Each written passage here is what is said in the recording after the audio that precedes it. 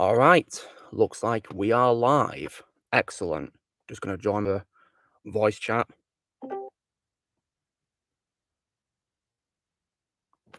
Okay.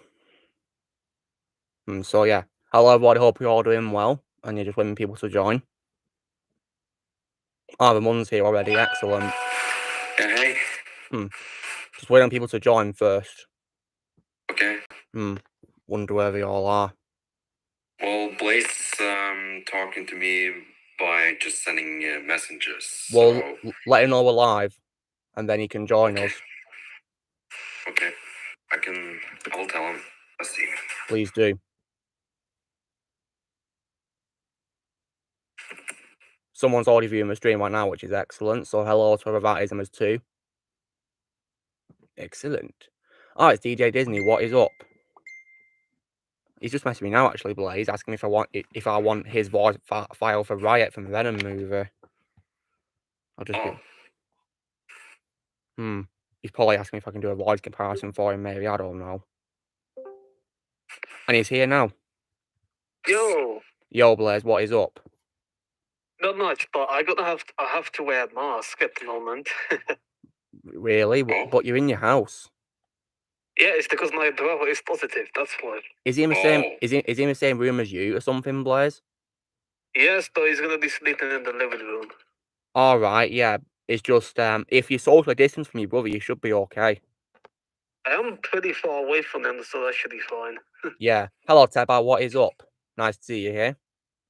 Hey, there's something special coming at 10 p.m. Oh, is it all planned out, Blaze? Ready? Yeah. Excellent. Can't wait. Wonder who everyone else is who's going to be hopefully they'll be joining us. People on the voice chat. Yeah. So far, it's just the three of us. Yeah. Not much for me, Tech. Yeah, try Shannon. Yeah, see if she'll respond. I don't know if she's busy or not on today, but yeah, I think Movelover will be coming as well. He told me he would be. So yeah, just chilling out on the stream. Tech, but yeah, talking to all you guys. You're a box set of the original Star Wars movies. That's cool. So you can watch them, can't you? At last, DJ Disney, and get your opinion on them. You've been for a treat watching the original ones before all hell broke loose with Disney, of course. So, Vermont, are you gonna finish recording tomorrow? Yeah, I'm gonna finish tomorrow. Alright, I need to finish recording tomorrow as well. Blaze, when you say finish, do you mean it's like the Big Carnage clip you want to read up for church fight? Yeah. Oh, great. Yeah, I already finished Carnage, but I just got to finish Cletus. And I've got to send you my Dan lines, haven't I? Yeah. Is anyone going to have you asked anyone to dub over Annie yet, Blaze? Let me ask Geek and Crochet. Yeah, she called Maria. Yeah, I tell you what, he asked if she'd like to join us tonight, Blaze. Why don't you ping her as well in the No Mic chat? Like to Sharon. Okay, I mentioned her. Let's see if she's gonna join. Nice one. Yeah, ask if she'd like to join a voice chat as well so she can talk to us. Sharon is online right now, guys, but I'm not sure if she'll be available to make it to a chat. We'll see. There's 6 original movies in Star Wars, yes, before all hell broke loose with Disney, yeah. 3 originals and 3 prequels. So, yeah. If you want to talk about animation territory, there is a Clone Wars movie from 2008, which sets up a TV show, of course.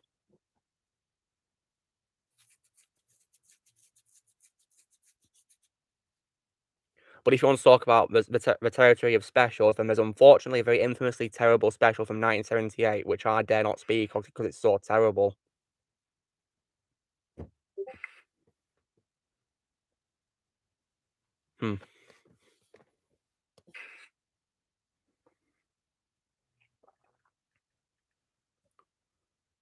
Yeah, I noticed, DJ Disney. Yeah, you keep asking me a lot of questions about Star Wars, don't you? Well, if you want to find out your answers to Star Wars, DJ Disney, all you gotta do is watch the movies and get your answers from them, you know? That's the best way to do it. Because I'm not a Star Wars expert by any means. I don't know every single thing about Star Wars. Hello, Marvel Dragon. What is up? Nice to see you here.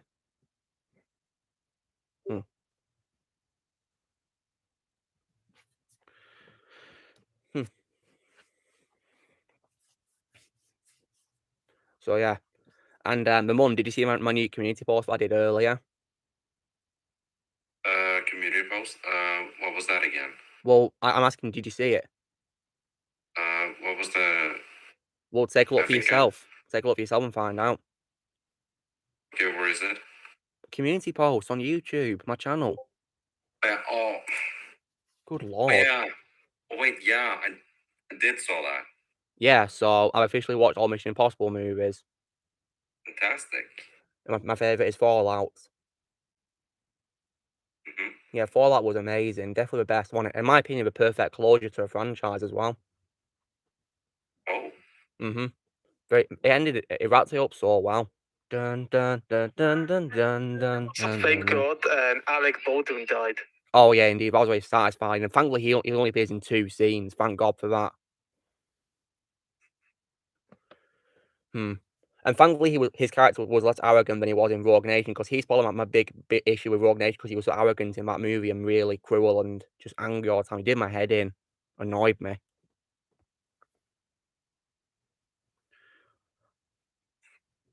Yeah, Tebart saw it. Yeah, nicely he saw it. He or she, I don't know what your gender is, Teb, but yeah. My least favourite course is definitely 2. 2 was horrendous. And when it comes to, like, you know, when you're comparing it to overall spy movies, I think it's worse than Quantum of Solace, the James Bond movie. Way worse than that, and I think it's the weakest Daniel Craig movie. Hello, Backdoor. Our Legionary, Blaze is here. Okay, DJ Disney, okay. You have a love and hate relationship with Star Wars. I guess you could say that applies to me, because I love the originals and prequels, but I despise the sequels. So yeah, that's when it comes to the movies. So Blaze just sent me some files, did he? Nice. Your name's Mike, is it, Marvel Dragon? Nice.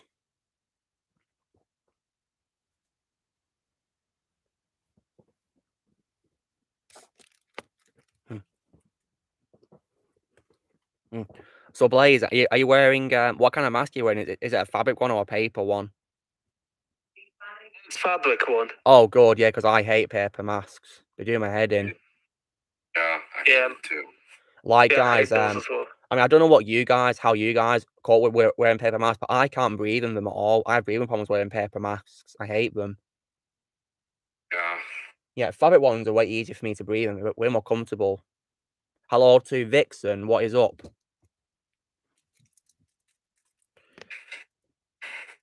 Like, it was just, you know, disgusting, you know, when you gotta wear them. It's just horrible. I can't stand them. Just can't breathe. Like, if I'm on a bus and I'm wearing a mask, when I get off, I'm literally out of breath, 'cause I gotta catch it, you know, like I'm going like that, you know, I can't breathe. It is exactly what I always do. Yeah, like, I'm thinking, oh my god, I hate masks. Me too. Thankfully, in the UK, they have lifted the mask rule, which is handy. But sadly, they have not done that in Norway, though. It's ouch. Yes, DJ, I'm fully aware about Yoda species not being confirmed. But yeah, poor Norway, having to still wear masks. And then Blaze, have you still got to wear masks in the Czech Republic? Not outside, but only when you're inside a building. Oh really? So like in supermarkets, for example. Yeah, and at work as well. Yeah, because you work now, don't you? Yeah, and so far 8 people have been infected on work. Yeah, big shame, isn't it? But some of your workmates got COVID, isn't it? Yeah. How's your dad doing? Way better. He's going to work again on Monday. Ah, that's great to hear, yeah. Hopefully he'll have a nice return to work after suffering from, you know, COVID, because COVID's a pain. Yeah, there's surprisingly really low people if there's not a lot of people. Yeah. COVID now is just, you know, not as lethal as it was, you know, back in 2020 due to, you know, vaccines and, you know, people fighting it, you know. I just consider it's just a normal virus which you can easily beat, you know? It's no longer a pandemic, in my opinion. Yeah, thank God for that. Yeah. And thankfully, as well, due to the restriction being lifted, the cinemas reopened, which has been one great thing.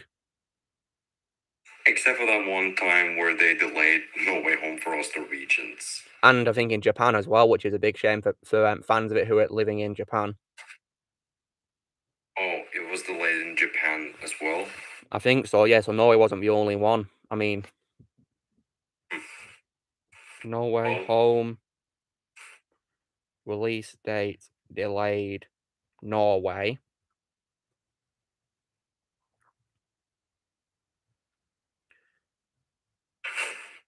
So yeah, they announced it was delayed in January, pushed to January 28th, I think. Yeah. Oh well, then it got pushed back, thankfully, because you saw it early, didn't you, Ramond? Yeah, I saw it the 23rd. Lucky you. I can't wait for the Blu-ray version of No Way Home. Yeah, I'm gonna be getting it. Yeah, I can't wait. Me too. I'm putting it into the collection. But all I would think they do fit because if they've done impressions before.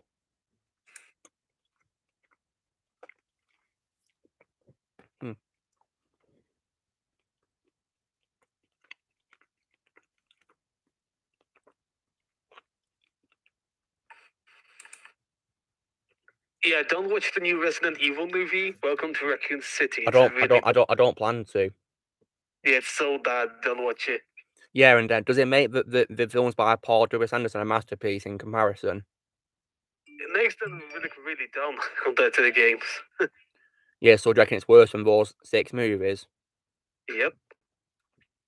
I mean, those movies aren't good by any means. You know, they're not really the best movies when it comes to a zombie genre, but, you know, still. The games are way better. The animated ones are the best. The animated ones. The games overall are way better as well. The games are far better. And at least when animated ones like Damnation are based on the games, aren't they, Blaze? Yep. So yeah, that's really nice.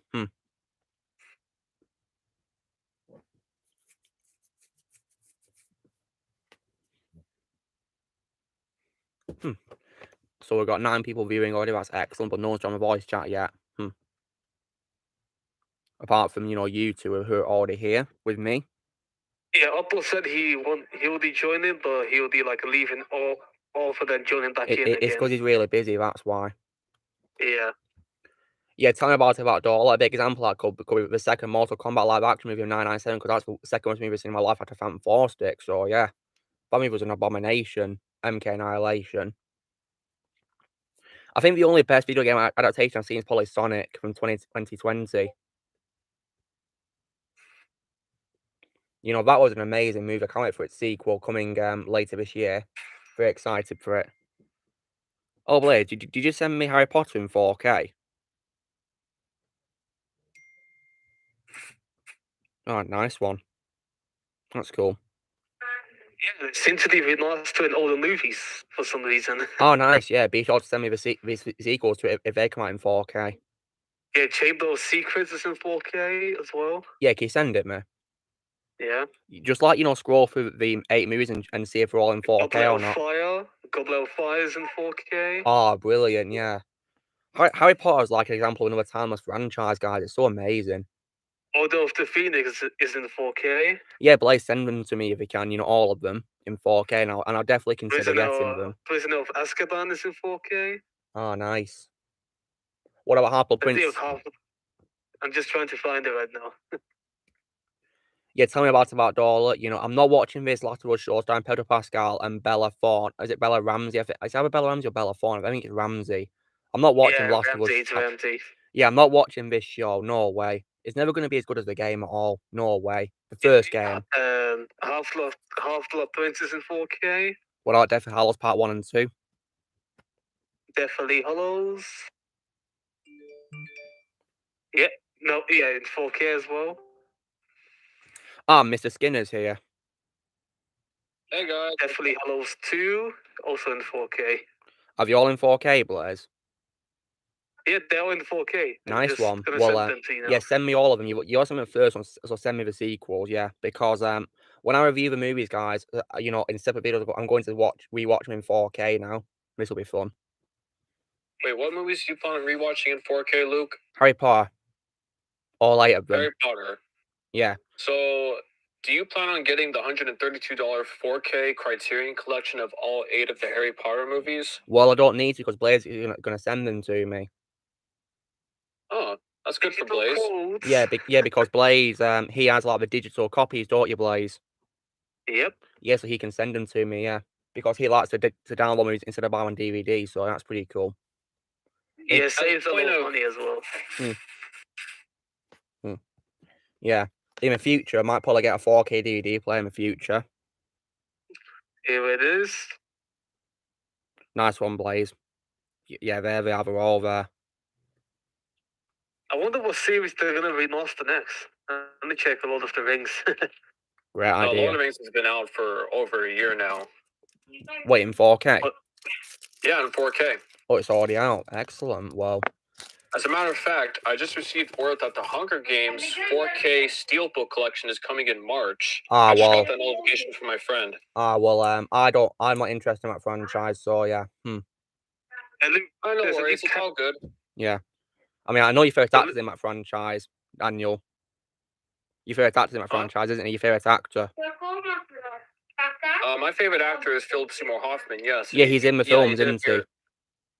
Yeah, he's in 2, 3, and 4. If I remember correctly, his final film was the last Hunger Games movie, wasn't it? But he didn't complete it, did he? No, he shot about 80% of his scenes, and then when he passed away from a drug overdose, they had to rework the film to where they used most of the footage that he shot, but had to work him out of the story for the last 30 minutes. Oh, so was he just like erased from the last 30 minutes? Gone? Pretty much. Yeah. But it was done in the most respectful way possible. And did they give him like a tribute at the end? They did it for the first one because the first one came out the same year he passed away. Rest in peace. No. Mockingjay Part 1 is where they gave the tribute to Philip Seymour Hoffman, even though he shot all of his scenes for the first Mockingjay Part 1 thing. He didn't complete the second one, Mockingjay Part 2. Yeah. And speaking of Philip Seymour Hoffman, I did love his role in Mission Impossible 3, by the way. Oh, yeah, that's true. You've been in all 6 Mission Impossible movies. Yeah, he's a great villain, the character that he plays in the 3rd movie. He did such a great job. You guys want to hear my ranking of the Mission Impossible movies? Well, what are you typing up, Daniel? Because there's a lot of comments here I've got to read. Ghost Protocol. Is that your favourite? Just slightly beat out by Fallout. Ghost Protocol is my favorite. No, not a bad choice, but yeah, it's a pretty good movie. Yeah. Ghost Protocol and Fallout always go back and forth. Depending on what day you're asking me, I might say Fallout. Yeah, my favourite is Fallout, yeah. The Uncharted movie about Dolo, I'm not interested in it because I'm not an Uncharted fan by any means. I've not played any of the games. I'll only see if it gets good reviews, but yeah, I'm seeing a lot of red flags so far. I mean, why cast Tom Holland of all actors as Nathan Drake? Because he's pretty young. Yeah. He's Sony's boy. I mean, he's done all the Spider-Mans with Sony, right? So of course it would cast him in Uncharted because Tom Holland is a Sony boy. Yeah, he's been in lots of Sony movies, hasn't he? Emperor Palpatine series? What? What do you mean a Palpatine series? Wait, do you mean like you want to see a potential show about Palpatine, DJ Disney? That sounds interesting, but I'm not sure how that would work. I sent you some DC movie. Did you see it? Catwoman Hunted? Yeah. Oh, nice one, yeah. There's a new one, is it? Yeah. I'll give it a watch. That's my favourite Star Wars movie as well, DJ Disney. My favourite is definitely Return of the Jedi. I love that movie. In my opinion, it's my biggest example of the movie that didn't need a sequel. It's my number 1 example. So, do you guys want to hear my ranking of the Mission Impossible movies? You said Ghost Protocol and Fallout was your first 2, didn't you? Yeah, I did. I'm going to work from my least favorite to my favorite, though. Okay. So my least favorite, and this should honestly not come as a surprise to anybody who has seen the franchise, and that's the second one. Totally agreed. It was just so boring. Like, the first act to me feels like a Tom Cruise romance movie with hardly any action. Didn't like it. Yeah. Now, I will say, Mission Impossible 2 is what gave us Hugh Jackman as Wolverine, so I consider that to be a positive. But yeah, as someone who is a John Woo fan, major disappointment. I just thought the villain called, was it Ambrose, was pretty weak as well. I didn't really like Ambrose. And I also despised how they also underused Brendan Gleeson, because I really like Brendan Gleeson. You know, Mad Eye What about Moody. Anthony Hopkins? Oh, yeah, he was only in, like, you know, the beginning, weren't he? They He's in underused. 15 minutes of the movie. Yeah, they absolutely underused the greats for Anthony Hopkins like that. How do they do him dirty like that? He's a great actor. You want to know the worst part about it, Luke? What is this your opinion on it, Daniel? The marketing for Mission Impossible 2 made it seem like Anthony Hopkins was going to be in the entire movie. You're kidding. No, I'm serious. You should look it up on YouTube for every single one of the trailers for Mission Impossible movies. And they misled you, did they, to make it out that he's going to be in a lot? Yeah, that's what it did back in 2000. Yeah, and also, it's kind of crazy to me that somehow Hans Zimmer got involved in this. He did music? Yeah, like, wow. I never would have expected Hans Zimmer to do the score for this movie because he usually picks very good projects. Yeah, he does. So that was kind of weird. I think he's my second favorite composer of all time after John Williams. He's my fourth favorite. Who are your top three then?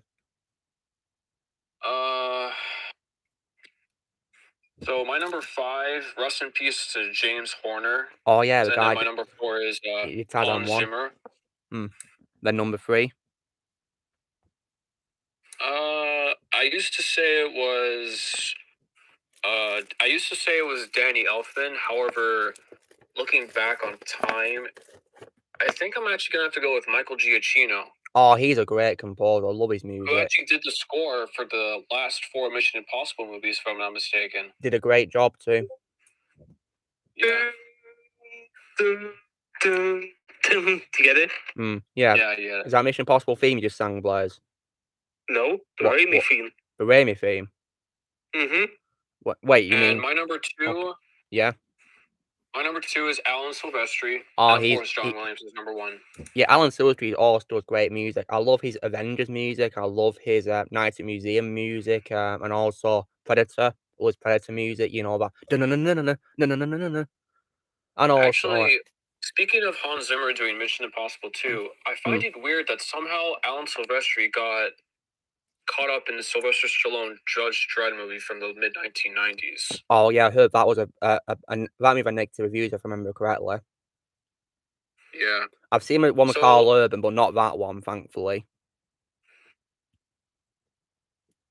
Understandable. Yeah. So my number 5... Mission Impossible, yeah? You gotta keep in mind that the next 5 I'm gonna talk about, I would give glowing reviews. Like, the second one's the only one I'll go negative. Every single one of these ones, I would go pretty positive on. Yeah, I like all of them apart from 2. Yo, Luke. Yeah, Blaze, what's up? So since Sam Raimi is directing Doctor Strange 2, yeah, are we gonna get Bully Strange? Well, I don't really care because I'm retired, Blaze, but we'll have to wait and see. But I'm not going to be watching it, so you can tell me what happens. So Daniel, what comes after 2 for you? The first one from 1996. Great choice, yeah. That's a good start to a franchise. But you see, my issue is I don't like how that agent called Jack was pretty wasted. Yeah, are you talking about Emilio Estevez? Yeah, the guy who's in the elevator. Yeah, I didn't grow up from the 1960s TV show, so the reveal with John Voight's character never bothered me, but I can understand how some people who grew up with the TV show would be pissed off with that villain reveal, because John Voight is playing the main character from the 1960s Mission Impossible movies. Jim Phelps. In the 60s show, yeah, he was the hero, and in this movie, he's the main villain.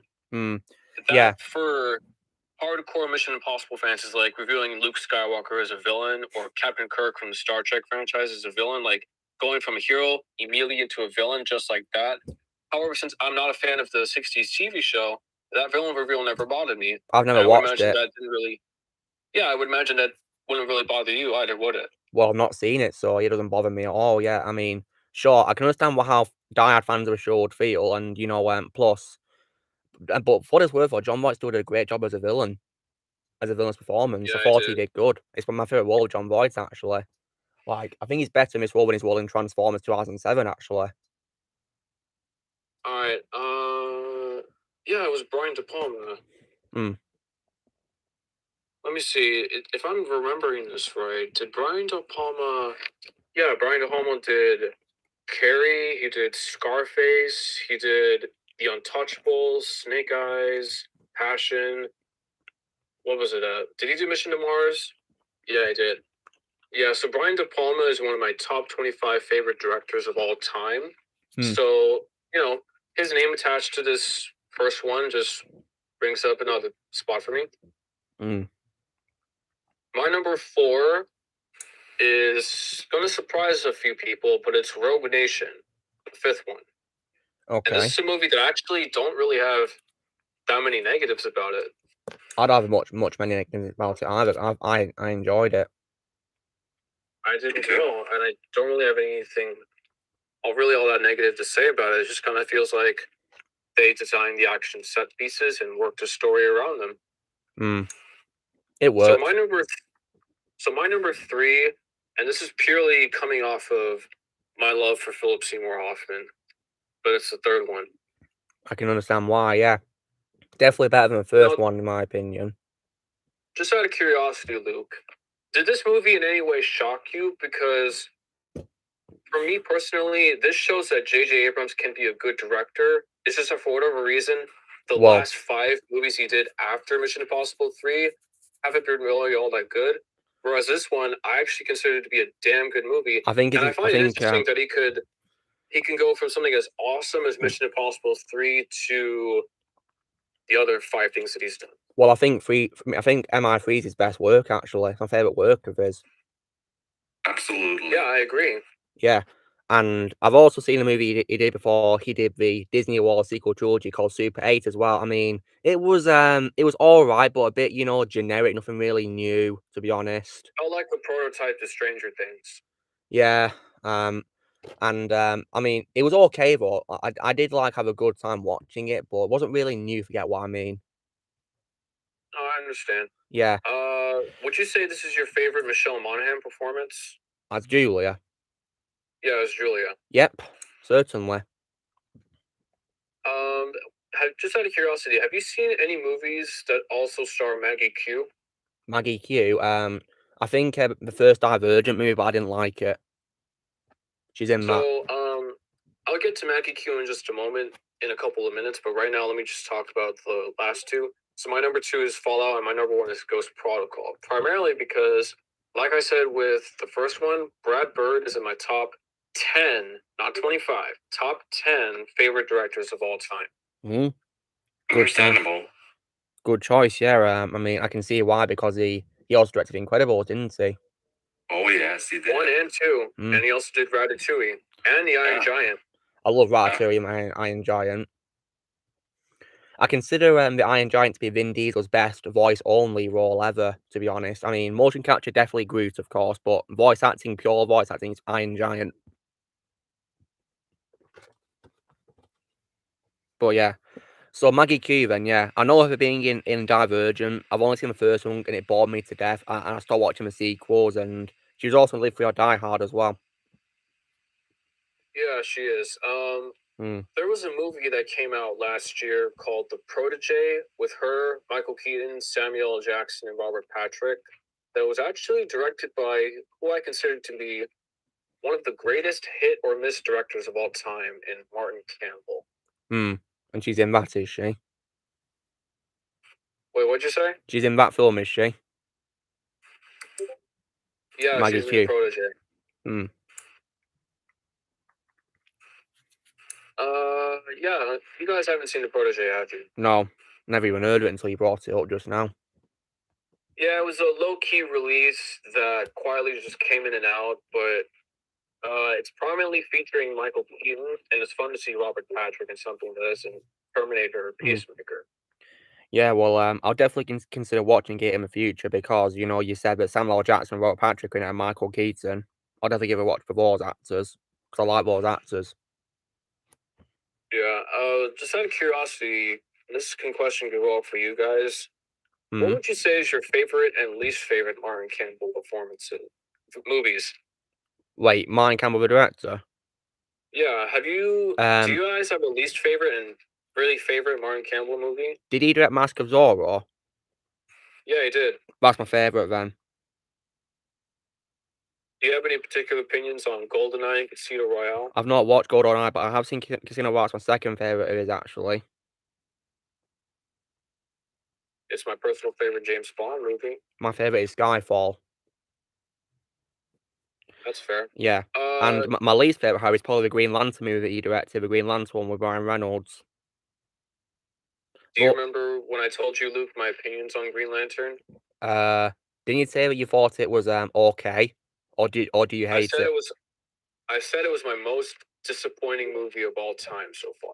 Oh wow! So like, do you reckon it's when you say this most disappointing of all time, do you reckon it's the worst movie you've ever seen, or something else? No. No. Okay. Worst movie I've ever seen versus disappointing movie I've ever seen are incredibly different things. So what do you reckon is your number one worst movie you've ever seen in your life? Then, have you got one? Catwoman. Catwoman. Oh yeah, I heard that was really bad. Oh yeah, that is horrible. Oh. Well, you guys will be pleased to know that I've not watched it. I don't plan to. Not good. It is so bad. Oh. And let me guess, Daniel. Do you reckon Catwoman is Halle Berry's worst role? No. Oh really? Wow. That's saying something. Another day, dude. Die Another Day. Is that a worse role in your opinion? Oh, Die Another Day. Oh, that is a bad Yeah. No, look. On the positive side, I appreciate that it was the first movie that Rosamund Pike appeared in. All of that said, it kind of feels like they went way too far down the Austin Powers route of just over-the-top goofiness. And then 6 years later, Martin Campbell came back after doing GoldenEye to bring new freshness and a more grounded, serious take with Casino Royale. Georgie here says that recent Ice Age film was pointless. Wait, recent Ice Age film? Wait, do you mean that book spin-off, Georgie? Because I just got a message from Blaze saying he sent me like, you know, the download for an Ice Age movie. Well, wait, did you guys see that new Ice Age movie? No. No. I didn't even know it was out until Blaze just sent it me and Georgie brought it up. It came out yesterday, I see. To give you an idea how old I am, I've seen all 5 of the Ice Age movies in the theater. Oh, have you? So it was pretty much on my mind whenever a 6th one was coming out. And I checked it out yesterday by myself. It is my second favorite, actually, because... You mean the new one? The Ice Age yeah, the new one. Because most of the other Ice Age movies haven't aged very well. One of them I consider to be borderline unwatchable. And which one's so that? This one was... Which one is it unwatchable in your opinion? Either the 4th one or the 5th one. I don't remember. Absolutely. Those two are just terrible. I hate those movies. Especially Collusion Course. 5th one, yeah. That one is also... That was probably the worst one because I hate how they did spaceships in a prehistoric time. That is just absolutely stupid. Yeah. Like, Ice Age is not a sci-fi franchise, guys. Good lord. Mortal Kombat 2 movie. Well, I thought the first one was okay. Not the best movie in the franchise, in my opinion, but, you know, it sets up a sequel, so yeah. I'll probably give Mortal Kombat 2 a watch. Hopefully it'll be a better sequel than Annihilation. Wait, did you say... Oh, I thought you said Annihilation by itself. Yeah, Mortal Kombat. Yeah, I mean, Daniel, have you watched Mortal Kombat Annihilation? I've seen bits and pieces of it, and my dad has really guilty pleasure with that movie. Like, he can enjoy it. So really? I've not seen the movie in its entirety, but I heard it was awful. It is awful, yeah. I thought it was absolutely terrible. A big disgrace for Mortal Kombat franchise, and probably the worst video game adaptation I've ever seen. It was just horrendous. Trust me when I say this, Luke. It cannot be the worst video game adaptation, even if you haven't seen a lot of it. Well, in my opinion, it is. Which is fine. I'm just saying there are far worse out there that you probably haven't seen. That's why I said the worst one I've ever seen, because there are probably others I've not seen, and thankfully I don't plan to watch them. Like, that's why I'm not watching the Last of Us TV show when it comes out. I'm not watching it. Hang on a second. I just got a question from my friend Some Neat wants to know, what are your guys' opinions on Max Payne? Max Payne. I've only heard of it actually. I don't have a proper opinion on it. So you guys have never played the video games it's based off? I've not played any of them. I've not watched a movie either. Okay.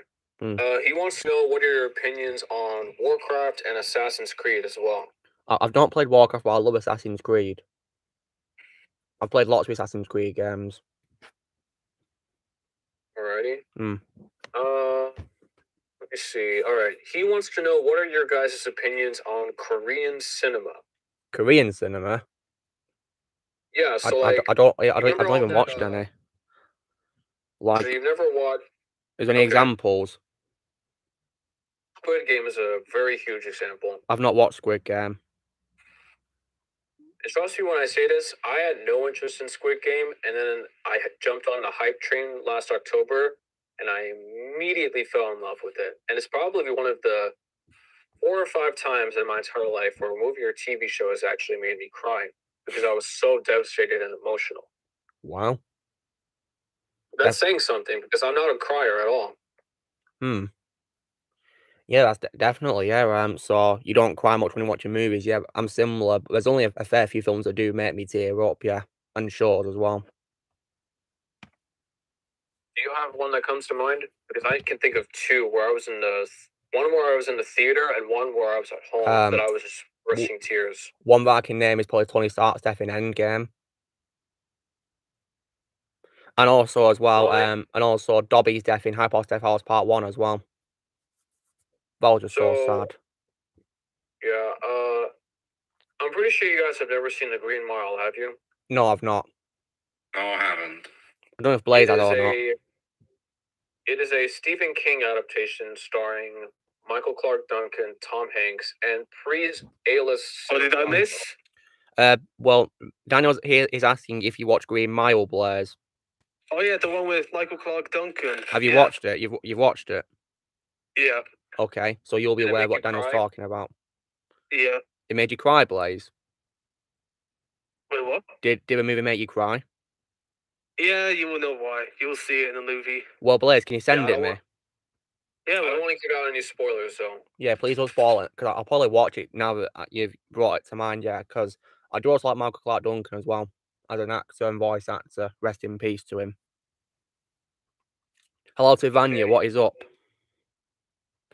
Wonder if everyone else is in the voice chat. You know, I wonder if it will be coming or not. Oh, Vermont, the video is out soon. Okay. Well, I've asked a few people to come. Oh, I just got breaking news. Tom Brady just retired from the NFL. Wait, isn't he a footballer? Oh, yeah, he's a footballer, and it's just recently announced that he is retired. I know him because I'm pretty sure he was in Ted 2 as himself, weren't he? Oh, yeah, Ted 2. Yeah, that's why I know the name, because he was in Ted 2 playing himself, yeah. Even though, like Daniel here, I'm not really a big fan of Ted 2, to be honest. It's still funny, but I prefer the first one. True. Yeah, shame we didn't get a third one yet. Yeah, but I think we should end it with the first one, to be honest. Or maybe you did a much better sequel, maybe. Like, Bad Doll, I'm not an anime fan, okay? I'm not. I don't watch any anime, any form or fashion, so please don't ask me about anime, okay? Because I don't watch it. Wait, there's gonna be a Mortal Kombat 2 movie. Wait, a what, Blaze? A second Mortal Kombat movie. Yeah, it was announced, yeah. They better get someone better other than that first-time director because oh my god, the action scenes were pretty mediocre. Wait, in the Mortal Kombat movie from last year? Yeah, the action scenes were mediocre, even though they had a lot of gore. To answer your question, yes, I have seen Death Note, both the anime and the movie from 2017. And as someone who is a huge anime fan, both the TV shows, a bunch of TV shows, as well as Studio Ghibli, I prefer the anime over the Netflix movie, even though Willem Dafoe was actually pretty creepy. Oh, Willem Dafoe. So I'm looking up this, book spin-off from Ice Age, and it's, according to Wikipedia, it's received negative reviews from critics due to the humor, writing, animation, absence of scraps, and the decision to make this film without Blue Sky Studios' involvement. I think it's all because Disney bought 20th Century Fox. They got all of the rights to their Blue Sky stuff, so that way, and also because Blue Sky shut down. So technically speaking, I don't think Disney needs to put the Blue Sky thing on there because now that's just a Disney property. Yeah, these critics need to understand the Blue Sky's gone. It's shut down, isn't it? They need to understand that. The last one we did was Spies in Disguise, weren't it? And then it shut down, sadly. I think I've ever seen Spies in Disguise. Wasn't that the Will Smith one? Yeah, with Tom Holland as well. It was pretty good. Yeah, I really enjoyed it. All right. Oh, you're having a laugh, Bat Doll. It's going to be written by the guy who wrote Fantastic. Ugh. Wait, what are you talking about? This Mortal Kombat 2 sequel is going to be written by the same person who wrote Fantastic, apparently. Oh, you do realize that's the same guy who written a bunch of great TV show, right? What TV show? What did he do? Oh shit, I'm blanking on it. Here, let me look it up.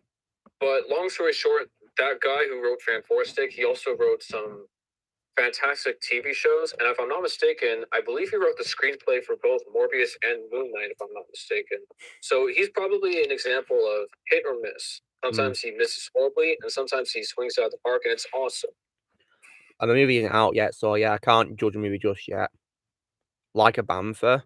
What do you mean by that, Rio? What are you talking about? What context is that supposed to be in? Wait. You've lost me. He also writes Moon Knight. Yeah, Daniel just said Rex, yeah, but of course, I'm not watching my show because I'm retired, so yeah. There's nothing I can do to change your mind. Yeah, no one is going to change my mind, no, because I'm done. I've already made it pretty clear I'm retired, and if anyone's going to try and maybe watch it, we're going to get blocked. Simple. That's my rule. This also applies to other people here who are also retired, like Blaze as well, because he's also retired as well, aren't you, Blaze? Yeah, I'm retired from Marvel now. Yeah, so please don't ask me or Blaze to continue because you're going to get blocked. So yeah, that's how it works. We're only here for DC now. And also the old Marvel stuff, which was actually good as well, like Infinity Saga. Well, most of it, of course. Blaze? Yep. I just want to let you know that you probably want to set yourself up to not be disappointed, because if it's true that The Flash is going to erase a bunch of great DC content, then consider my ass retired from the DC universe. I'm only excited for Black Adam, that's it. Oh, I'm sorry to hear it. Wait, how do you pet fish die from drowning? Fish can breathe underwater. What? Wait, what? It's probably because fish drowned in bleach or something, or olive oil. Well, how did you get a fish into bleach or olive oil, though? Goodness me, that is nasty way to go. Yeah, so Jeremy Slater, the guy who did Fantastic and is doing Moon Knight, he did The Umbrella Academy, which is a comic book adaptation. I've not watched it. And it's actually, it's understandably, most people haven't seen it. I've only seen bits and pieces of it, but it's a good comic book adaptation. I might probably give it a watch one day.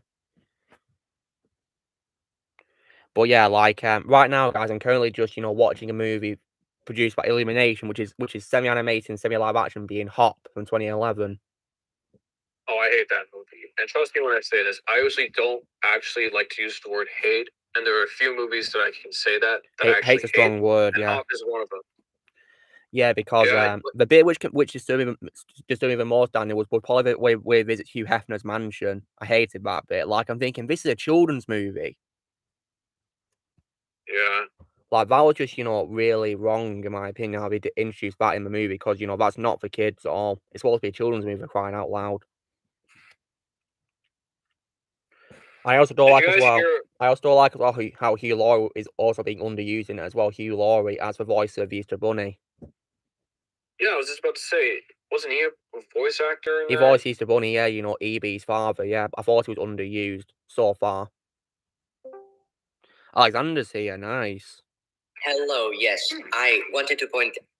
never mind. Well, it's nice to have you, Alexander. So how's it going? Thank you, it's well. Yes, it's going well. Amazing, yeah. How is everything going with your fan form that you're doing for General Grievous? No progress, because obviously I've been doing the examination.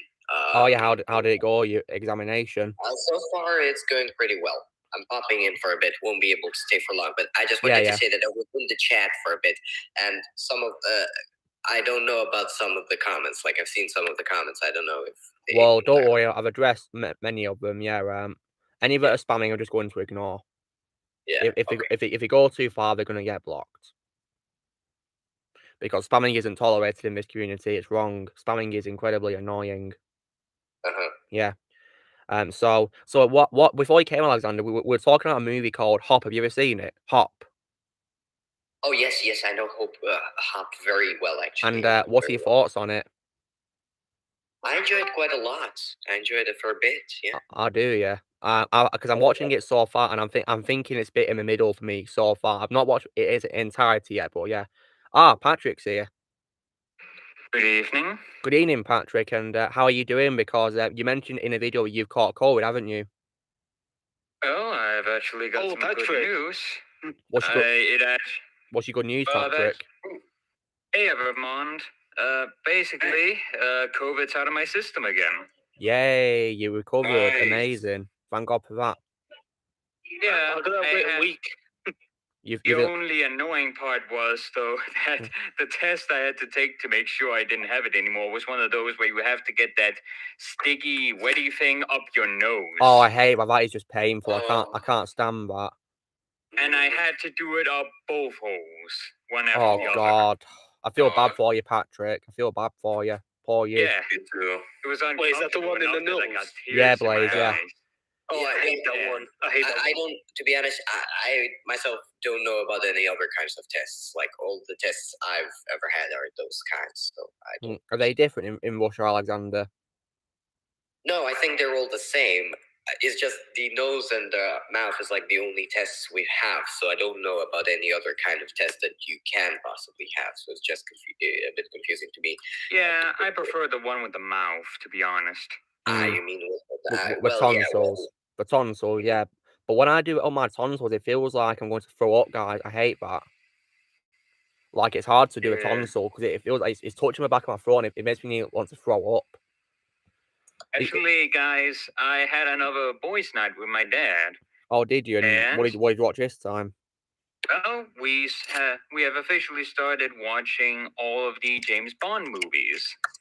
So we watched Dr. No today, the very first James Bond movie. Yeah, the first one. That's the first one. That's the first one on the big screen, isn't it?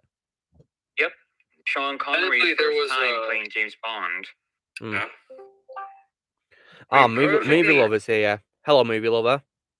Hey, perfect timing, am I? Yeah, you're right on time, yeah. And when you came, movie lover, Patrick here was saying that he's finally started to watch the James Bond movies from the very beginning in the 60s. Wow. Yeah. So, Patrick, what's your opinion on Dr. No then for when you saw it with your dad? Well, to be honest, I know they probably get better down the line, but this one I wasn't really feeling it, to be honest. It wasn't bad, I would say, but I also found it just kind of uninteresting. Fair enough. Honest. Well, at least you haven't got to Die Another Day yet. Yeah, thank God for that. We were just talking about Die Another Day about 10 minutes ago. Yeah, because Daniel mentioned that he thinks that's Halle Berry's worst role, apparently. Oh. All right. And my least favorite movie is Catwoman of all time, so that's got to say something. Indeed, yeah. If you guys can see on the live stream, my cat's here, Lily. So, yeah. Yeah. So, Patrick, is that the only one that you saw? Yes, we're gonna watch one movie per boys' night. So that's why. And do you know when the next one is, Patrick? Give me a second. I think it was called From Russia with Love. Yeah, that's it. From Russia with Love. And when do you plan to watch that, Patrick? No idea. Just whenever I visit my dad next time. Yeah. But he works. But he works in weekends, one every second week. Oh. So it might until be 2 weeks from now that I'll get to watch it. I see your cat now, so. Yeah. Do you like a movie lover? Yeah, I think she's cute. Yeah. Yeah. Yeah, she's my favourite cat of all time, my little best friend. Hello. You okay? Aw. If only UCCkRNPMlsJGDynPGjLIjQHQ was here, because she loves Lily a lot. Her favourite animal of all time is Lily. But yeah. I've actually been thinking of doing a James Bond comic dub, not comic dub, voice comparison. When That'd be a good idea, Patrick. I've seen most of the movies. Yeah, I think you should do, Patrick. Yeah, there'll be a lot of actors involved, not just live action, but also in video games as well, because they got different actors for the games, didn't they? Yeah, and there's also radio dramas I've discovered. Yeah, apparently there's also some movies that came out before Dr. No as well. So yeah. There was a 1957 made-for-TV adaptation of Casino Royale that is not part of the Bond canon. Yep, it was a part of some series called Climax, I think it's called, with an actor named Barry Nilsson playing James Bond. And there's also the 1967 parody movie of Casino Royale with David, however the heck you pronounce his surname. Wait, David. Wait, what movie was that, Patrick? A parody version of Casino Royale that came out in 1967. That is David Niven, the Casino Royale. Niven. That is that's the non-canon James Bond movie. So yeah, how would I react if Lily was Catwoman's sidekick? That'd be interesting, wouldn't it? If my cat was the sidekick of Catwoman. Wow. Yeah. So, movie lover, how's your day been, movie lover?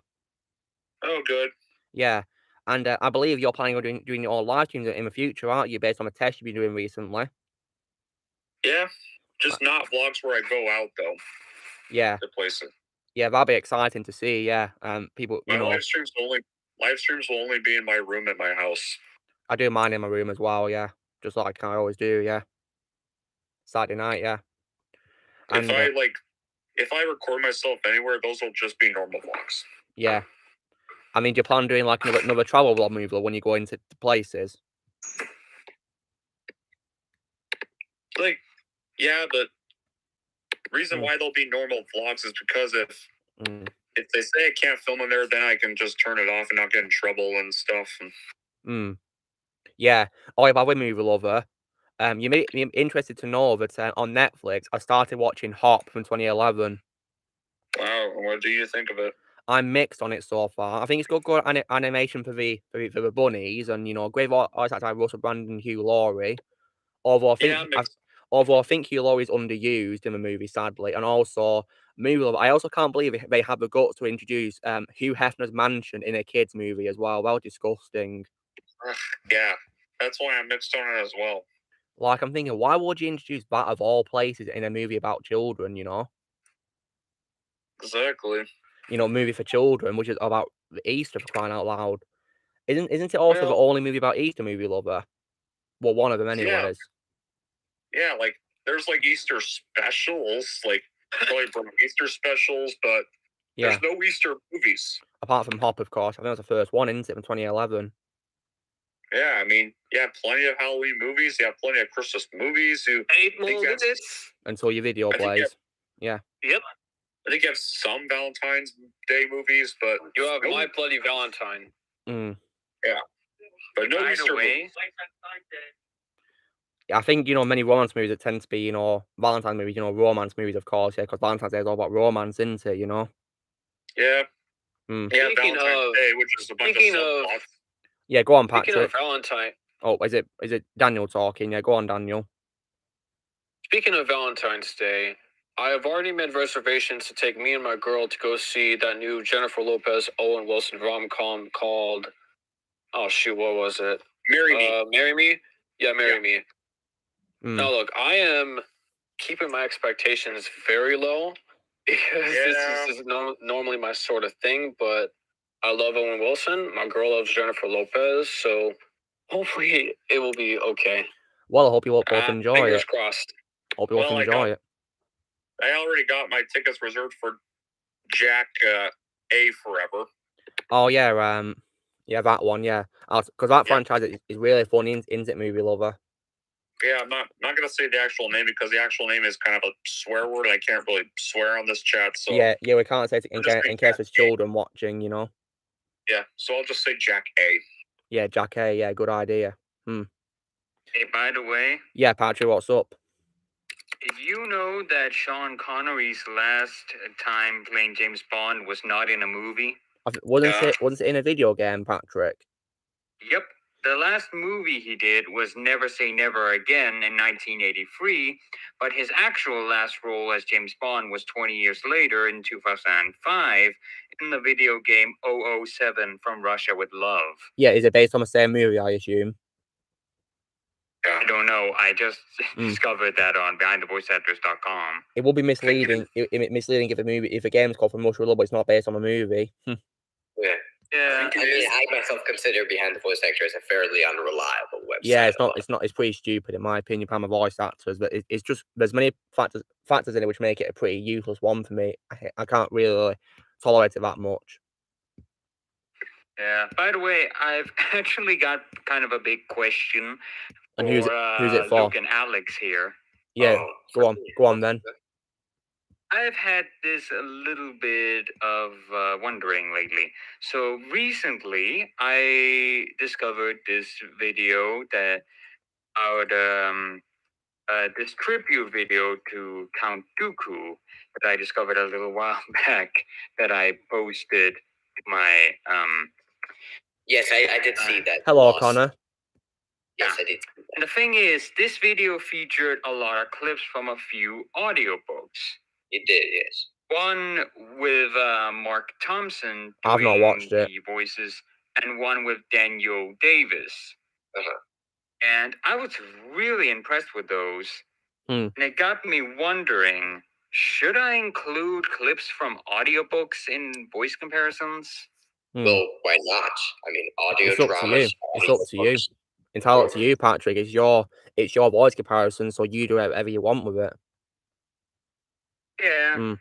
Definitely have to say, Daniel Davis and Mark Thompson are surprisingly really good at pulling off their own Christopher Lee impressions without completely sounding like they're just trying to sound like Christopher Lee.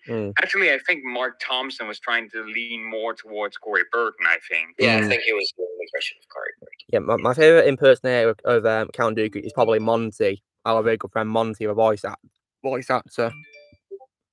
Yeah, even if I think it sounds a little like his Darth Vader voice, I still have to admit his impression of Christopher Lee is still pretty good.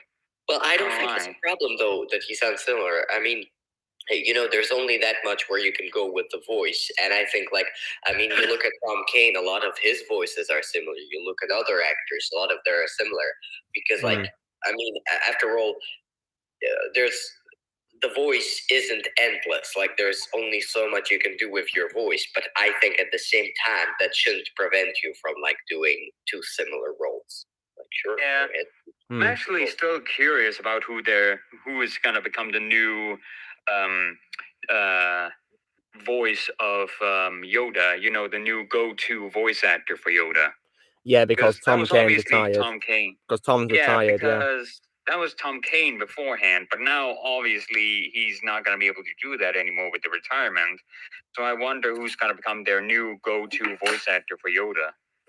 We'll have to wait and see. I mean, there's probably some good impersonators of Frank Oz out there. Wait, what's the movie lover? Nothing. Oh, did someone like Cole or something? No. Okay, let's see some comments. My opinion on Ice Age. Well, my favorite is I only like the first 3 films, and that's it. So yeah, I saw all 5 of them in the theater, and I saw the 6th one yesterday. Oh yeah, the book spin off. Yeah, I intend to watch it. I'm kind of curious, which one of them is the one with the dinosaurs? That's the third one. The third one. The third one is actually a big part of my. The third one is actually a part of my childhood because I remember seeing that one as a really young kid. So that one I kind of have what's it called, a little bit of bias for because I grew up with nostalgia for it. Nostalgia, that's it. Soft spot. There's a lot of nostalgia for me with that one. Yeah, exactly, Connor. Frank Oz will always be Yoda. Yeah, Patrick, you're saying that they need an actor to play Yoda. They could get the man himself, Frank Oz, back, couldn't they? Yeah, but isn't he kind of costly a bit?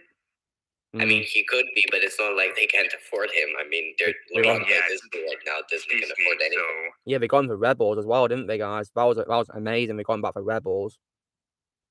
And they got Ian McDiarmid for Rebels. Yeah, in Series 4, and also in the Series 2 premieres redub, which he redubbed, which was pretty awesome that he did that.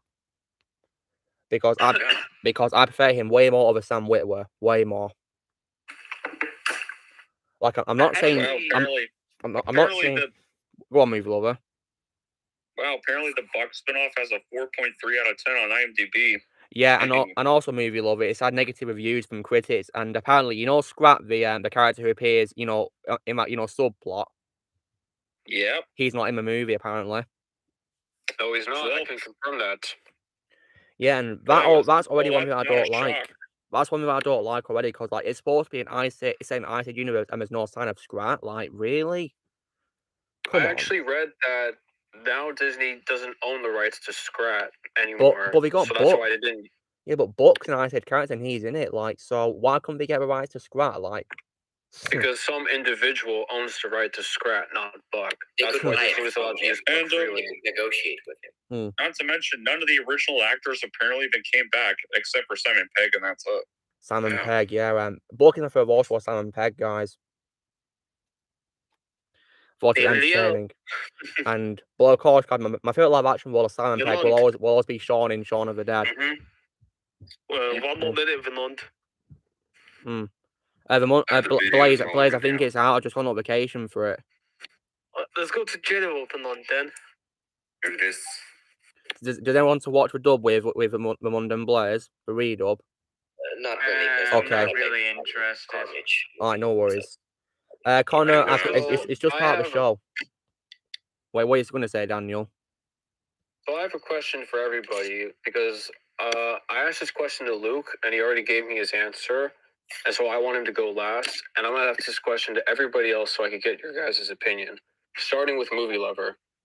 Okay. Do you prefer Gene Wilder, or do you prefer Johnny Depp as the classic tale of Willy Wonka and the Chocolate Factory? I think they're both pretty good, honestly. All right, how about you, Oppo Racensis? Racensis. I would go with Johnny Depp, absolutely. I much prefer him personally. How about you, Patrick? I have no opinion, as I've seen neither movie. How about you, Radcliffe? I've seen none of them, so I have no idea. How about you, Get This Man a Shield? Well, I only saw the Tim Burton remake, but I have seen clips of the original one. So the Gene Wilder one? And the Gene Wilder one. I actually think they're both good at it. So, I mean, it's kind of hard for me to choose, though. So, all right, so let me give you guys some perspective. The original 1971 is one of those few movies that I can say is ageless and timeless. It will never age, and it will always be a universally beloved film. And I have a lot of nostalgia for it. However, I am not in the camp that likes to crap on the Tim Burton one, despite the fact that I do agree with one particular criticism that Johnny Depp is just doing his Michael Jackson impression throughout the entire movie. I'm not bothered by that. Other than that, I do like both iterations, even though Johnny Depp is trying way too hard to be Michael Jackson, and I just didn't really think it came together. Well, to be honest, I think the 2005 one's kind of a little more faithful to the book than the Gene Wilder. I totally agree, movie lover, because I very much prefer the 2005 one way more than 1971. Because as a fun fact, guys, I despise the 1971 movie. I hate it. I can't stand it. Wow. Even that's saying something, Luke. That's saying something. Yeah, even the author wrote down hated the 1971 movie. I can't say I blame him. He hated it. Well, I personally am also on the side of Luke. I do not enjoy that movie because I love the book. I'm a very dedicated fan of the book. Yeah, me too. I used to read when I was a kid. Fan of the book, the interpretation does not live up. The Gene Wilder one to me felt a little too dark. Absolutely, yeah. With the boat ride was a little too dark. Oh, I hated that scene. I absolutely hated it when I was a kid. I hated it. Like, what were we thinking doing that? It really made any sense. Like, I know that. And plus, we don't even. And plus, after the bratty kids disappear, they're never seen again. Wow. Indeed, like, yeah. At least the 2005 one showed what happened to them. Yeah, they never confirmed that. They never confirmed their fate, did they? Did they, movie lover? They never confirmed the fate of the other kids. Yeah, thankfully the 2005 one showed that they were alive. And yeah, and in my opinion, the 2005 one also gave better closure to a story as well, because the previous one just ended with you know, them flying in the air, didn't they, on that elevator? Yeah. Yeah. And plus I even hate the scene where Willie just were worse than nothing, all because they touched some of his stuff and just yells in front of you. Yeah, I hated that scene as well. And he only changes his mind when Charlie gives him back the gobstopper. Yeah, because apparently that was a test. It was a test. He was testing him. That was the thing. Yeah, I just didn't like the way he raged at him. That was just, you know, uncharacteristic. I didn't like that. Goodness me. I don't know what happened, and yeah, I very much prefer. And also as well, guys, I've got like a soft spot for Johnny Depp because he's one of my favorite actors, so I prefer him as Willy Wonka way more than Gene. I also as well love how the 2005 movie gave Willy Wonka more backstory as well by introducing his father, Dr. Wilbur Wonka, played by one of my favorite actors of all time, Sir Christopher Lee. Yeah. All right, take care, Tap. Yeah. Yeah, I love the 2005 personally. And I have no opinion on it, as I haven't seen either or read the book. Well, Patrick, I'd recommend the 2005 one to you. Yeah, so go on, Daniel. Go on, Daniel. All right, so what you guys are saying are 100% valid. I appreciate that. Really want to argue against that, but he was Connor. Yes. Me, I'm gonna have to disagree with you guys saying that the 1971 was darker. I would argue it's more lighter than the 2005 one, because the 2005 one is very much a Burton movie. That's why that one was rated PG, whereas the other one was entirely filmed in a colorful town somewhere in Germany. Munich. And yeah, Munich, Germany. And also, I actually never had a problem with the kids never showing up again, because as far as I'm concerned, all four of them had character flaws that made them extremely unlikable. So that way, when they just never appeared on screen again, I never had a problem with it, even as a young guy, because I hated those guys, so I was glad that they were gone. Even though I can appreciate the Tim Burton one actually showing what their consequences would be with the chocolate and the balloon. No, not the balloon. The blueberry, the trash, as well as, Mike TV being super elasticate. Freddie Highmore is one of my favorite child actors of all time, so I do appreciate that. However, all of that said, like I said a few minutes ago, I think Johnny Depp is trying really hard to do the Michael Jackson impression, and also the backstory with Christopher Lee. I didn't like it because it was way too complex. What? Whereas the Gene Wilder one is a lot more simpler with his motivations, because you didn't need to know a whole lot about him. I've always said this, and I'll continue to say this. Some things are best left unanswered. Kind of like what the Prometheus and Alien Covenant. Those films had the problems with answering a lot of questions that I was not asking, with answers I do not like. And I can't say the same thing about the Willy Wonka one, but what I appreciate about the Gene Wilder one was the simplicity. For me personally, I never needed to know that he had some daddy issues. The only thing that I needed to know was just the simple basics stuff about his characteristics and why he decided Charlie Bucket was going to be the one running the factory. And also, I might get in trouble for this. The music in the Tim Burton one is not even comparable to the Gene Wilder one, just for me personally. Well, I have to say I disagree with you about the complexity, because sure, you don't need to know it, but I don't think it really, for me at least, distracts from the story. Like I think it adds. And that's fair. For me it does, but for you it doesn't, and that's totally fair. But Doll, yeah, you made a good point about Doll. I can definitely relate to dad issues, because as someone you may or may not know, my father was an absolutely abusive person. So yeah, so that's why I can totally relate to Willy Wonka in the 2005 movie, because my father was abusive to me. But probably worse than Dr. Wilbur Wonka, though. Because, for example, my father called me gay, which I'm not, and he also hit me several times as well. And once again, that goes back to where I came from. My dad wasn't an abusive. I'm sorry to hear. Well, he wasn't abusive. Okay, you're very lucky, because mine was. He wasn't abusive. He was a loving father. Good so I can understand how someone who has experience with their father appreciating the father approach for the Tim Burton one. But as I've already said, I prefer the simplistic Gene Wilder one. And also, something that has to be said about Gene Wilder that can't even be said about Johnny Depp is that Gene Wilder didn't want to disappoint generations of kids with this secret illness of Alzheimer's because he was afraid of how people would react to his disease and how he wasn't going to be able to be here for very long because of his Alzheimer's disease. And so that adds more of my love and appreciation for G. Wilder. However, all that said, I don't think Johnny Depp was bad. I do think he is, just Michael Jackson doing his thing. However, I will say one thing about the Johnny Depp one that I think is better than the Gene Wilder one, despite me loving the Gene Wilder one.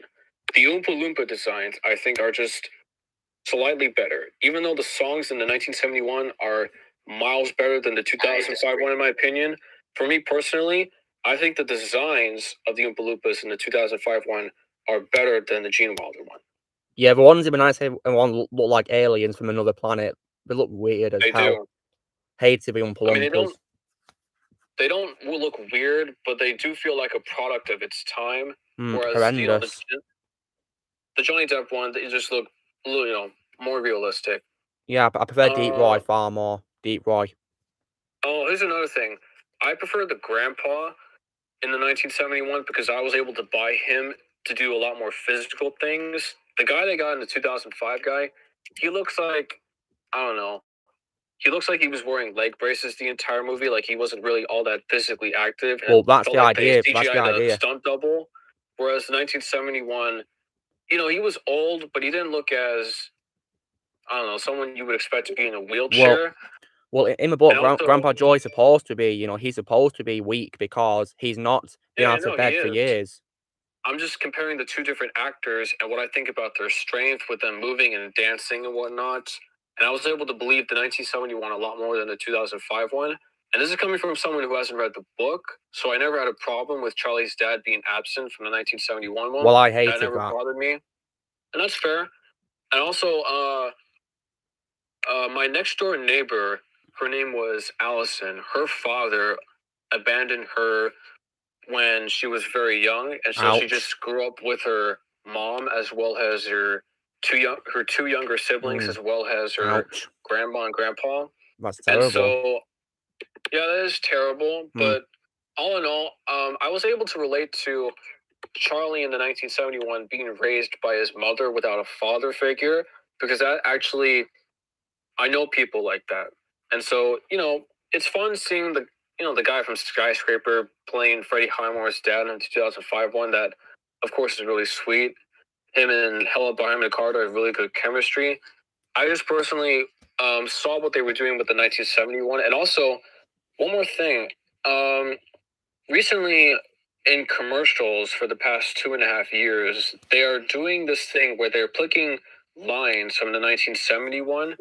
So, like, in the first 5 minutes where the guy starts breaking out into song, "Who can take a spotlight?" God, I don't like that song. Candyman.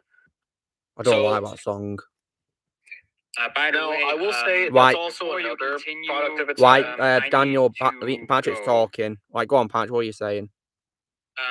Before you continue, I just want to let you know that I need to go because I'm a little busy. So you can continue with this once I go in a sec. So see ya. All right, take care, guys. Patrick. All right, take care, Patrick. Take care. Bye. Take care. Yeah. See you, Patrick. Take care. Well, there's the best dad in cinema. Well, you know what's sad, guys? Because of how abusive my father was to me when I was a kid, I'd rather have Darth Vader as my father. I'd rather have Darth Vader as my father over my own father. You know that. Considering that he's one of the best villains of all time and not exactly a nice character himself, I'd rather have him as my father over my own father. Can you believe that? Well, Luke, hang on a second. Luke, I think that opinion of yours might change if you end up watching Good Will Hunting in the near future. Why is that? Because Robin Williams is acting in Good Will Hunting as the character that he plays in the movie. I think whenever you potentially watch Good Will Hunting, Robin Williams' character in Good Will Hunting will overtake Darth Vader as your favorite father figure character of all time. Well, that's just a possibility that might happen. Because, I doubt it. No, and that's fair. If you doubt it, that's fair. I'm just saying because of Robin Williams' acting in that movie as the father figure to Matt Damon's character, I could see a very tiny possibility that him as the mentor figure to Matt Damon's character overtaking your Darth Vader placement as your favorite father figure in cinema. Just saying, it's okay. Darth Vader always, don't want to take that away. Nah. I'm not going to take it away. I've had that opinion for ages, guys, because my father walked out when I was 15. So, yeah, I've had that opinion ever since he walked out. And, yeah, that'll never change. Never. So, you guys in the chat are all saying as well, your father's walked out. I'm sorry to hear that. Yeah, Connor, you're right. David, Darth Vader's father was all of us Star Wars fans. Yeah, I'm a Star Wars fan myself. So, yeah, definitely. Lord Vader. So, yeah. So, movie lover. Yeah. Based on your recent test stream, I believe you're going to be reviewing the Batman movies pretty soon, aren't you? Yes, I am. I might have to head out. Maybe I'll pop in later on again. All right. Well, you take care, Alexander. And yeah, if you come back, we'll be happy to see you. Of course, we enjoy talking to you. And yeah, good luck with the exams. Yeah. Yes. Okay, all right. You take care, Alexander. Yeah. Okay. So movie lover. So you're going to reviewing all the live action ones, aren't you? Yes, I am. Are you starting with Michael Keaton's first movie? I assume. Yes, I am. Yeah. So you're going to do like all the theatrical release ones on the big screen, are you? Yeah, from Keaton to all the way to Batman vs Superman: Dawn of Justice. And will you be reviewing both versions of Batman vs Superman? The Ultimate Edition I'll be reviewing, but I will give my thought. But it'll be like the Live Free or Die Hard unrated review. Yeah, because I didn't like. I give my thoughts. Yeah. I give my thoughts on the theatrical cut in the end. Yeah, I prefer the unrated version of Live Free or Die Hard way more than the theatrical version. Way more. I think the unrated one is way better. Of Live Free or Die Hard. And when it comes to Batman vs Superman, I don't really like in the theatrical version they cut out many important plots, didn't they, movie lover? They sure did. Like, I didn't like how they cut out Steppenwolf's hologram scene because that was setting up sequels, and yeah, that went horribly wrong because they cut out in the theatrical version, and they also toned down the violence as well, which I also did not like. So yeah, and I also as well didn't really like how they cut many Wonder Woman scenes in the physical version, but thankfully they gave her more in the ultimate version, thankfully. Yeah. Yeah, but I mean, one issue I have in both versions is probably the Batman and Superman's fight was a bit too short, in my opinion. Oh, did Blaze just join us and leave? Like, I mean, as an unpopular opinion, guys, I prefer Neil and Smith's final fight in Revolutions of the Matrix over Batman and Superman's fight. Yeah. Because it was longer and also way more climatic as well, with bigger stakes as well. I now consider Returns my third favorite Batman movie. Nice. Good choice. Yeah, Returns is definitely a good movie. Because it gets the tone of the comics right. Yeah, because it's dark, isn't it? Like, really dark. Yeah. Yeah. And movie lover, based on your video you did of your top 10 underrated superhero movies. Yeah. Do you consider Batman to be the most underrated DC movie? Yeah. Nice. And because a lot of people don't seem to talk about that one very much. Well, I love the movie. I think it's really good. I mean, sure, it's not as good as the first one in my opinion, but still a very good movie. But it deserves a lot more love. But yeah, but my personal favorite Batman standalone movie all time will always be The Dark Knight. Easily. DJ Disney. I think it's obvious. I prefer Pixar or Walt Disney far more because Disney are horrible. Screw Disney. Because Disney have ruined so many great franchises recently, and the direction we're going in is just horrendous. And also, they also mistreated Gina Carano, my favorite actress of all time, and yeah, and they're probably going to mistreat us in the future. So yeah, like Disney guys is one of the reasons why I'm retired from the MCU. Yeah, even older DreamWorks is better than today Disney. I know, right? I mean, older DreamWorks, anyways. Yeah, because as you guys may know, I refuse to watch the Boss Baby movies, which are recent ones by DreamWorks, of course. Because I've only seen bits of the first one, and it looks so boring. Guten Abend, Thomas. What is up? Nice to have you here. So yeah, If you wonder why I spoke in German, guys, it's because Thomas is from Austria, so because he speaks German, don't you, Thomas? So yeah, thank you, DJ Disney. I appreciate you for respecting opinions, yeah, because this community is all about respect.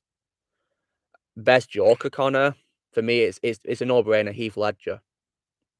Joaquin Phoenix. Like Heath Ledger, goodness me, right? Wow, he just nailed the role in the 2008 movie. He just did such a phenomenal job. With Heath Ledger is always the best one to me. Yeah, same to me as well. Phoenix, in my opinion, is the best one since Ledger.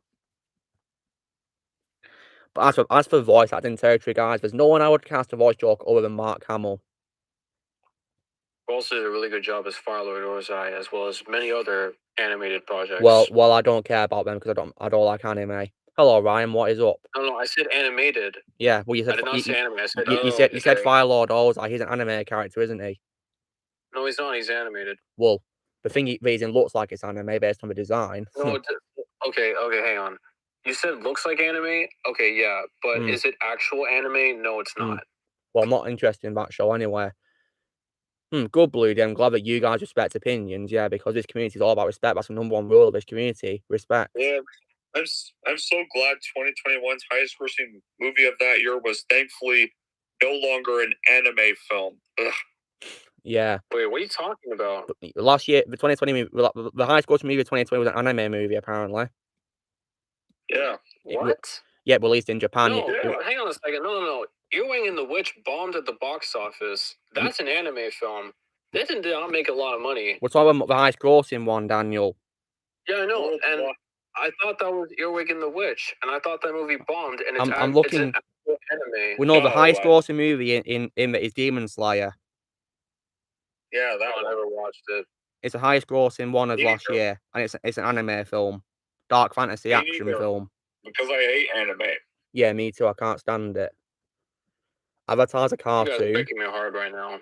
Well, we don't like it. Yeah, I can't stand anime. I can't tolerate it. I find it so boring and uninteresting. I don't like it.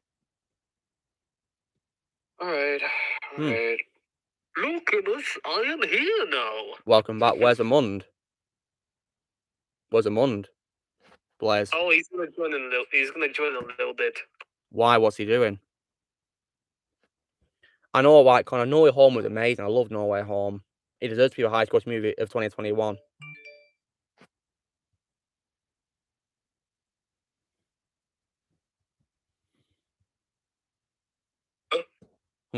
This is awkward silence. Whoa. Yeah, well, there's not much to talk about, is there? The Mun's back.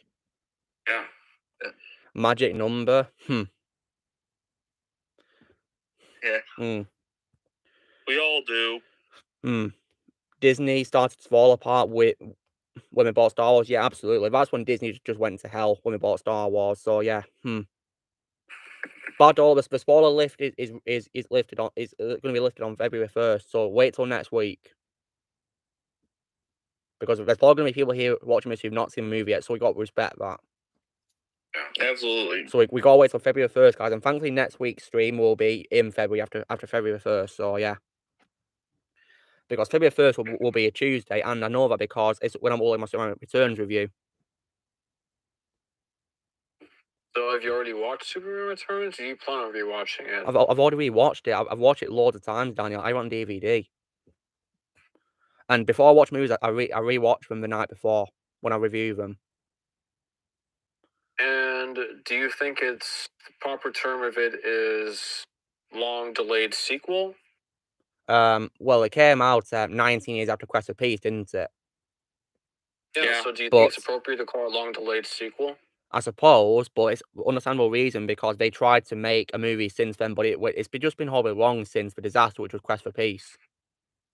Yeah, and Superman Returns is actually a direct sequel to 2 and not to 3 or 4. I appreciate Returns for wiping out 3 and 4 because 3 and 4 I do hate, guys. I can't stand those Superman movies. Like, Superman 3 is just a comedy movie, which is not a Superman movie at all, and Superman 4 is just absolute pile of trash. I hate it. Do you hate Richard Pryor? I like him in other films, not as Ghost Goblin, because Ghost Goblin was absolutely annoying. I didn't like Gus. Could not stand Gus. Afterlife? Do you mean Ghostbusters Afterlife, Blue D? Because I love Afterlife as well. definitely a way better Ghostbusters movie than the 2016 one. Absolutely. Yes, have I ever told you guys my thoughts on Ghostbusters? I don't know if you have or not. So I remember it like it was yesterday. So I was watching. It was either Batman the Animated Series or another animated TV show that I love on the same level as Batman and Avatar. It was sometime in 2016. So I was watching this animated show, and then my parents asked me, "Hey, do you want to go see the new Ghostbusters movie?" And so I said, "All right, whatever." As a point of reference, and you guys are going to be pretty shocked and your jaws are going to drop on the floor when I tell you this. No worries, I saw Ghostbusters 2016 3 days in a row. Wait, you saw it for 3 days? Yeah, 3 days in a row, one time each day. How did you manage that? So I saw it with my parents, I saw it with my grandma the next day, and the next day after that, I saw it with my friends. And what is your thoughts on the movie? When I first saw it, I loved it. And then the next time I saw it, I started noticing a lot of issues with it. And by the time I walked out of the theater the third time I saw it, I was just thinking to myself, how did I go from a movie that I absolutely loved to now this mediocre blondness? How did that even happen? Yeah, that is very interesting that you liked it at first, but then your opinion changed in days of watching it. Yeah. Also because I didn't have social media at the time, so I was completely unaware of the fact that this movie was, being trashed upon by the internet, and I didn't see any of the trailers. And if I had, I probably would have skipped it because it was abysmal.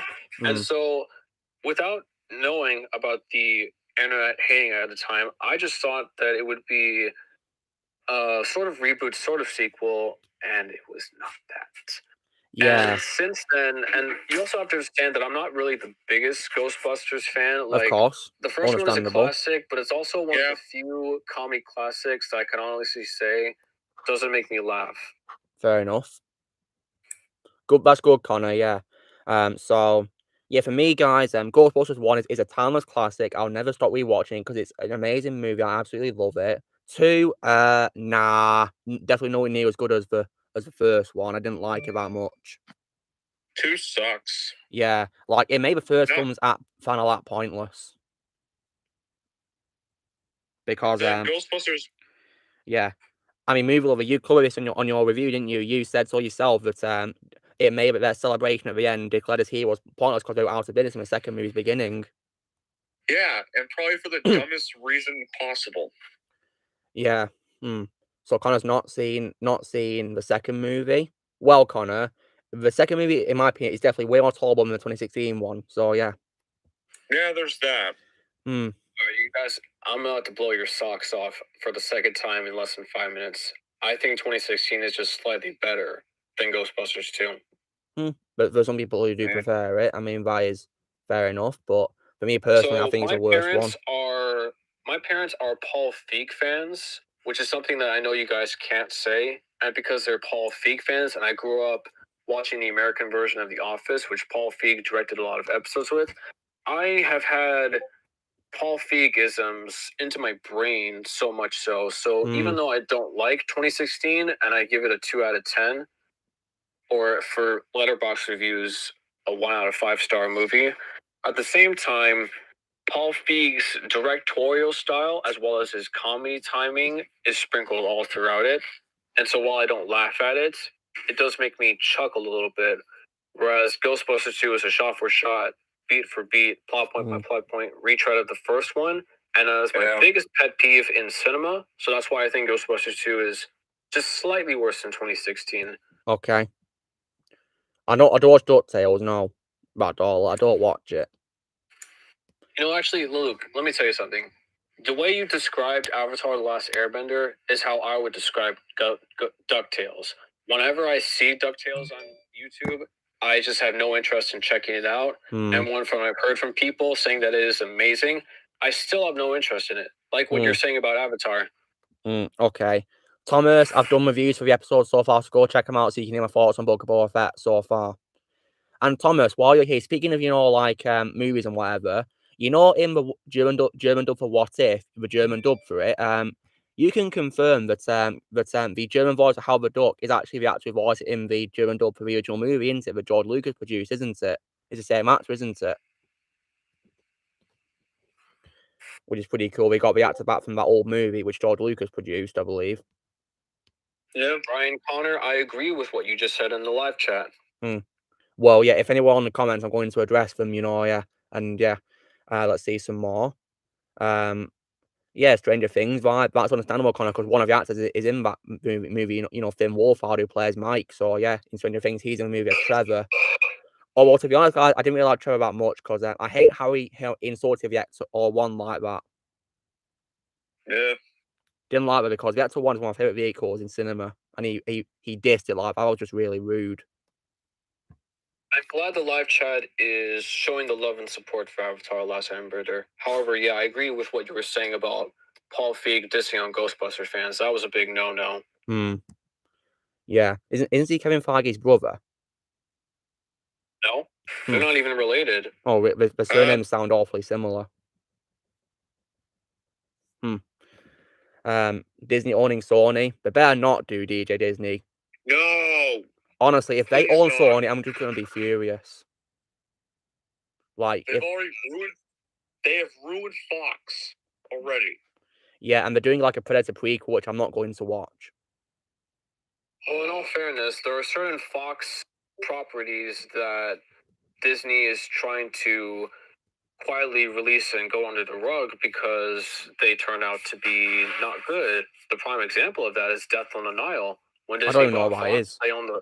I don't want to watch Death on the Nile. That was Armie Hammer in it. Yeah, it does. And here's the thing: it was supposed to come out pre-COVID, and then COVID happened, and so it's out on the shelves. And when all the Armie Hammer stuff came out, Disney actually considered shelving it. And what Kenneth Branagh decided to do was publicly acknowledge that he doesn't know whether or not the movie's going to come out. But what it appears to be is that since Disney doesn't want anything to do with the movie, they're just going to release it next month in February. Well, I'm not going to watch any big press, and hopefully Gal Gadot and Letitia Wright don't get a bad taste in their mouth. Are they in the movie? Yeah, well, I'm not watching it anyway. So. Wait, are they in the movie, Daniel? Gal Gadot and Letitia Wright? Are they in it? I don't want to spoil it for you because it's in the marketing, but Movie Lover just said yes, so yes. Well, I'm not going to watch it because I haven't lost my respect. When he told people not to pay respect to Stan Lee when he died, which was absolutely rude and disgusting. So yeah, I have no respect for Armie, and also because of the allegations of being a cannibal and an assaulter as well. So I have no respect for him.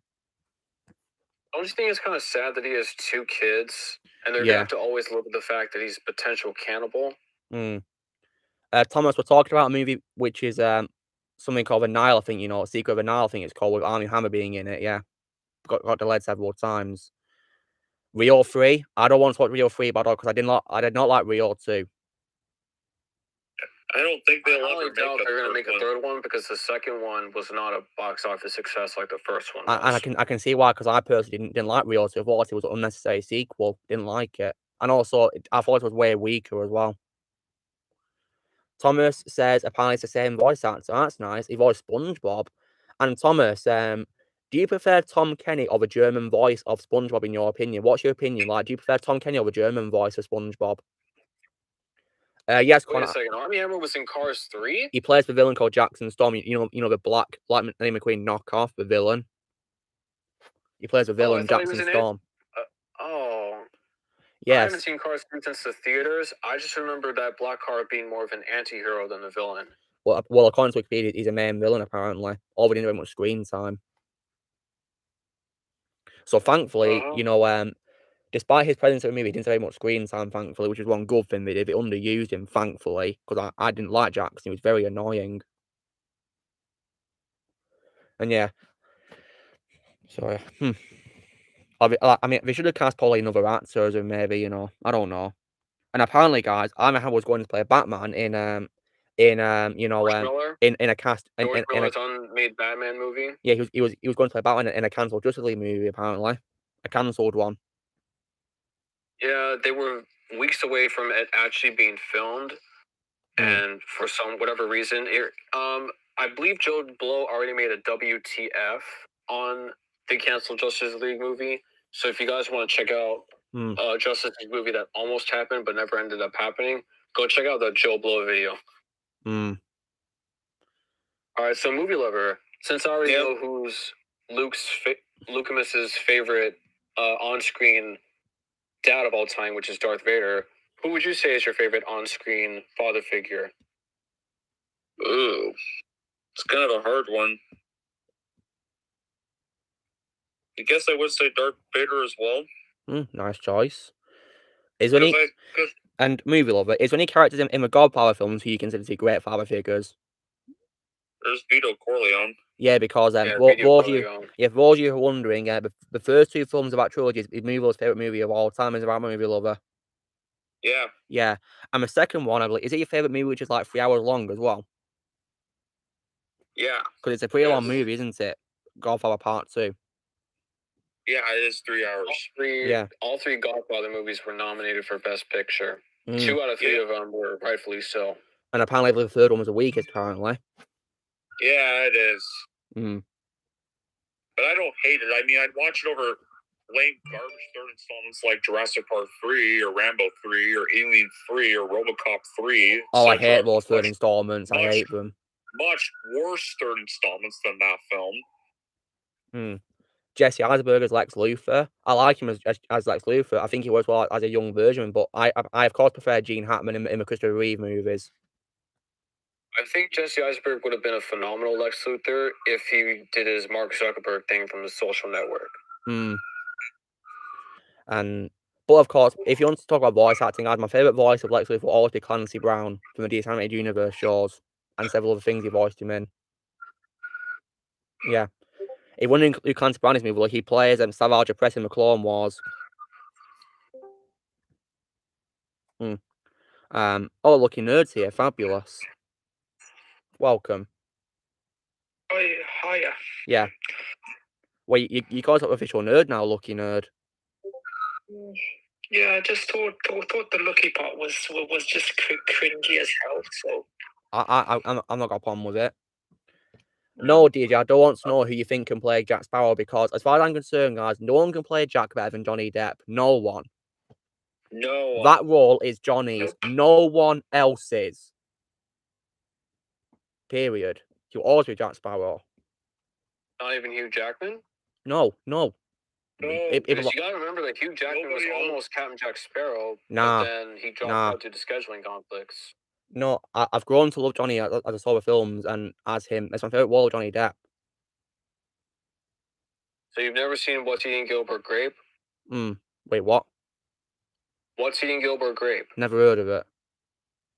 It's one of the first Leonardo DiCaprio movies, and Johnny Depp plays his older brother. Okay, never seen it. My favourite role of Leo DiCaprio is Dom Cobb in Inception. That's my third favorite. And what are your first two? Even though the only role I've ever seen him play is unfortunately that really bad Romeo and Juliet film. Oh yeah, that movie was just a mess up. Can't believe that. Wait, which one are you talking about? Romeo and Juliet by Baz Luhrmann from the 90s. Oh, I thought you were talking about Critters 3. We're talking about, Leo in, Romeo and Juliet by Baz Luhrmann. Yeah, so thankfully you guys aren't talking about Critters 3, because that's a discussion that needs to be happening. I've never seen that. And I will say, even though I do hate the movie, I do think his acting as Romeo was amazing. He's a great actor. And so, Daniel, what are your other two favourite roles of Leo DiCaprio, or before Dom Cobb, then your first two, then? Now, I understand if you say Cobb is your favorite Leo DiCaprio performance, but for my money, I think it would be very unwise to see him just doing his thing in The Wolf of Wall Street and Shutter Island. But I know you haven't seen one of those, so obviously Cobb is your favorite. And my second favorite role of his is Dom Cobb. Is after Dom Cobb will have to be Calvin in Django Unchained. Yeah. Even though we did have a bit of a Leonardo DiCaprio joke. Do you remember that video I was recording? Yeah, I do remember that. Me and my friend did have a bit of a Leonardo DiCaprio joke whilst I was asking how does he want that smile, and then that other guy said it doesn't have to be Leonardo DiCaprio level good. Ben Affleck's currently underrated as Batman. Obviously, Connie's my favourite Batman of all time, Ben Affleck, in terms of the movies. And I'm glad to see about Dortz appreciated him. You know, I gotta say something about Ben Affleck's Batman. I think people would have received his portrayal of Batman a lot better if a lot of people hadn't seen his stinkers before his wins.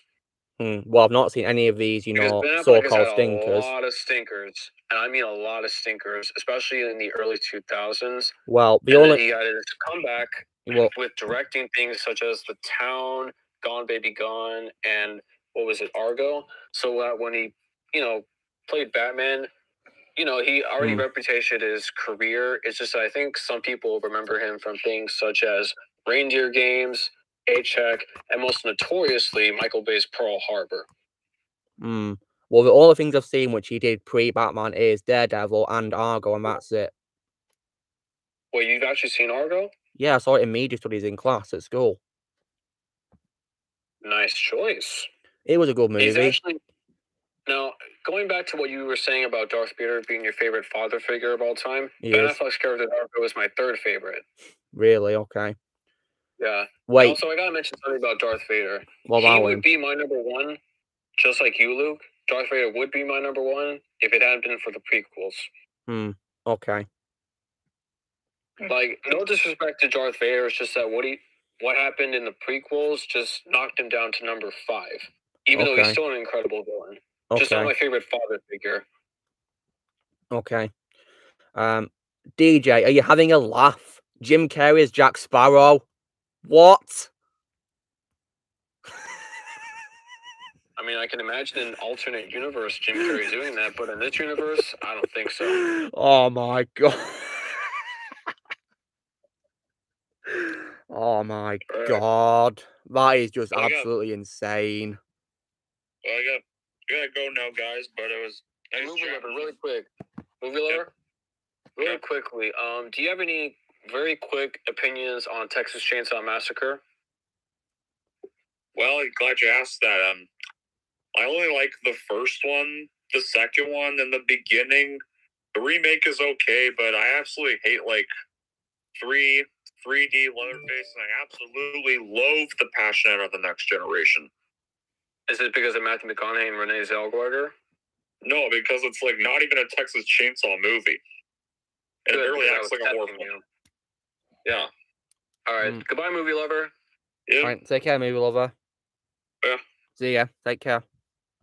See ya.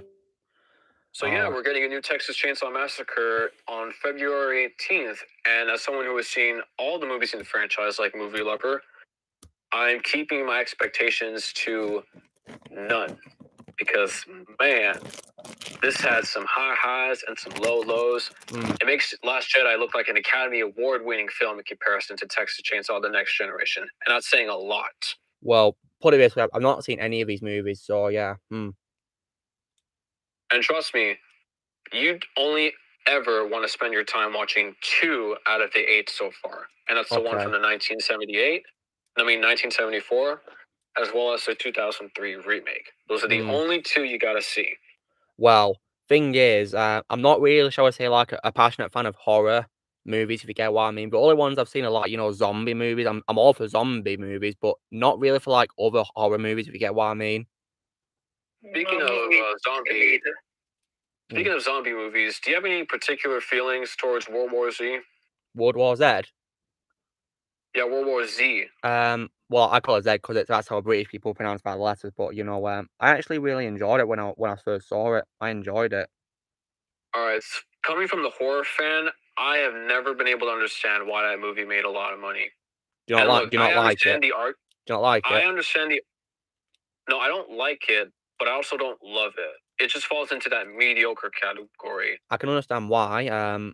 I mean, there is a plot hole I have because you know how a zombies can turn from human to zombie really quickly, can't they? In 5 seconds, right? 12 seconds. 12, is it, right? How did a zombie stow away on that plane and get in a toilet like that so quickly? Because the movie's PG-13, that's why. That was just so confusing, guys, and yeah. But yeah.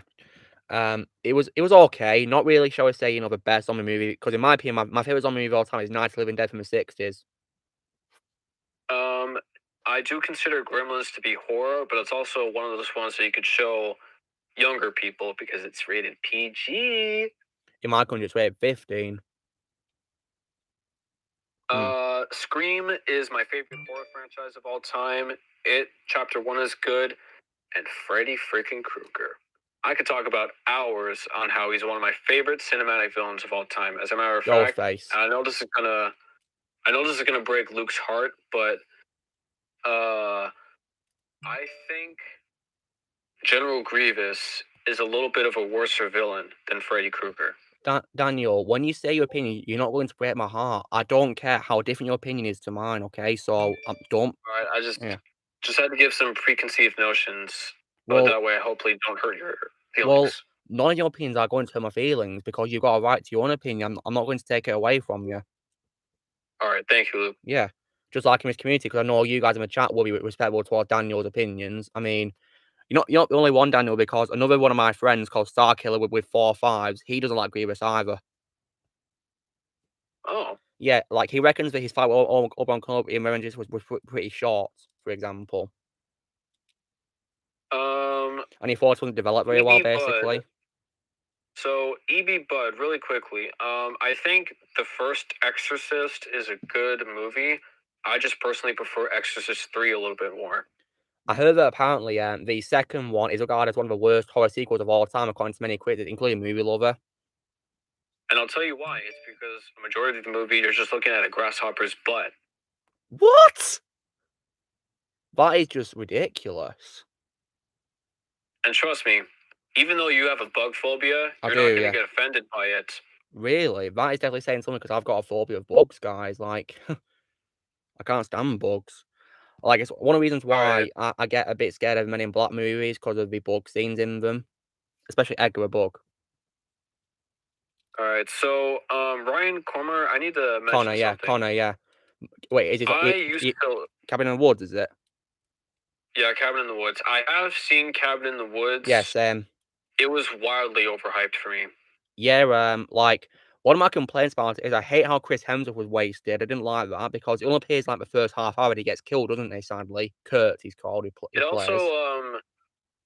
also confusing, because Chris Hemsworth did Star Trek 2009, and then immediately after that, he does The Cabin in the Woods, but then that movie sat on a shelf for, I don't know, 3 or 4 years. It came out in 2012, maybe Joss Whedon decided to put in theaters.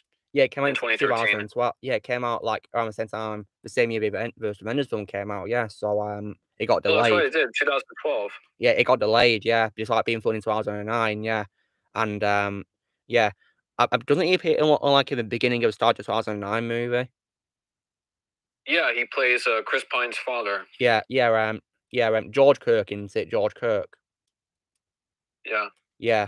And it's also kind of going back to what I said about J.J. Abrams. It's kind of confusing to me how he can go something as awesome to Mission Impossible 3 to a Star Wars skin wrapped around a Star Trek movie from the 2009 one. That's kind of confusing. So I take it you don't like the Star Trek reboots? No, I actually, my parents were big Star Trek fans, and I've seen every single one of the Next Generation ones with Patrick Stewart. And I've only seen 2 from the original run with William Shatner and Leonard Nimoy. Yeah, William Shatner, and rest in peace, Leonard Nimoy. Yeah, and live long and prosper. Yeah, rest in peace to him. Yeah. The reboot from J.J. Abrams, I think one of the big positives you got to take away from that is that it launched a bunch of actors from that movie to the A-list because it was a box office hit. Let me see if I'm getting this right. Yeah, Eric Bana was the villain. He was, you guys know him from... Yeah. Oh, shoot. I'm blanking on names. Anton Yelchin. Oh, yeah, rest in peace. Yeah, rest in peace. Very tragic story. What happened to him in 2016, yeah. I mean, the only one I've seen him in his car race in Terminator Salvation, but I've not seen his role as, Pavel Chekhov in the Star Trek films, the 3 new ones, of course. Hey, just out of curiosity, Luke, do you ever plan on watching the Smurf movies? No, I don't. I'm not a Smurf fan, so no. I find that to be a very wise life choice. I take you don't like those live-action movies? They're cynical cash grabs. It's just that the second one actually has a story. Correct me if I'm wrong, but isn't the female one voiced by Katy Perry? She's now married to Orlando Bloom, so I don't have a problem with her. Yeah, doesn't she voice a female Smurf in these movies, the two of them? I believe so. I think the animated one was Demi Lovato, if I'm not mistaken. I'm talking about, the live-action animated blend ones with Neil Patrick Harris as the main human character. Yeah, it was Katy Perry. I've seen bits of the first one, and the only thing that I liked was the villain Gargamel played by Hank Azaria. That was it. Also, I appreciated the Community cameo on the New York Times Square.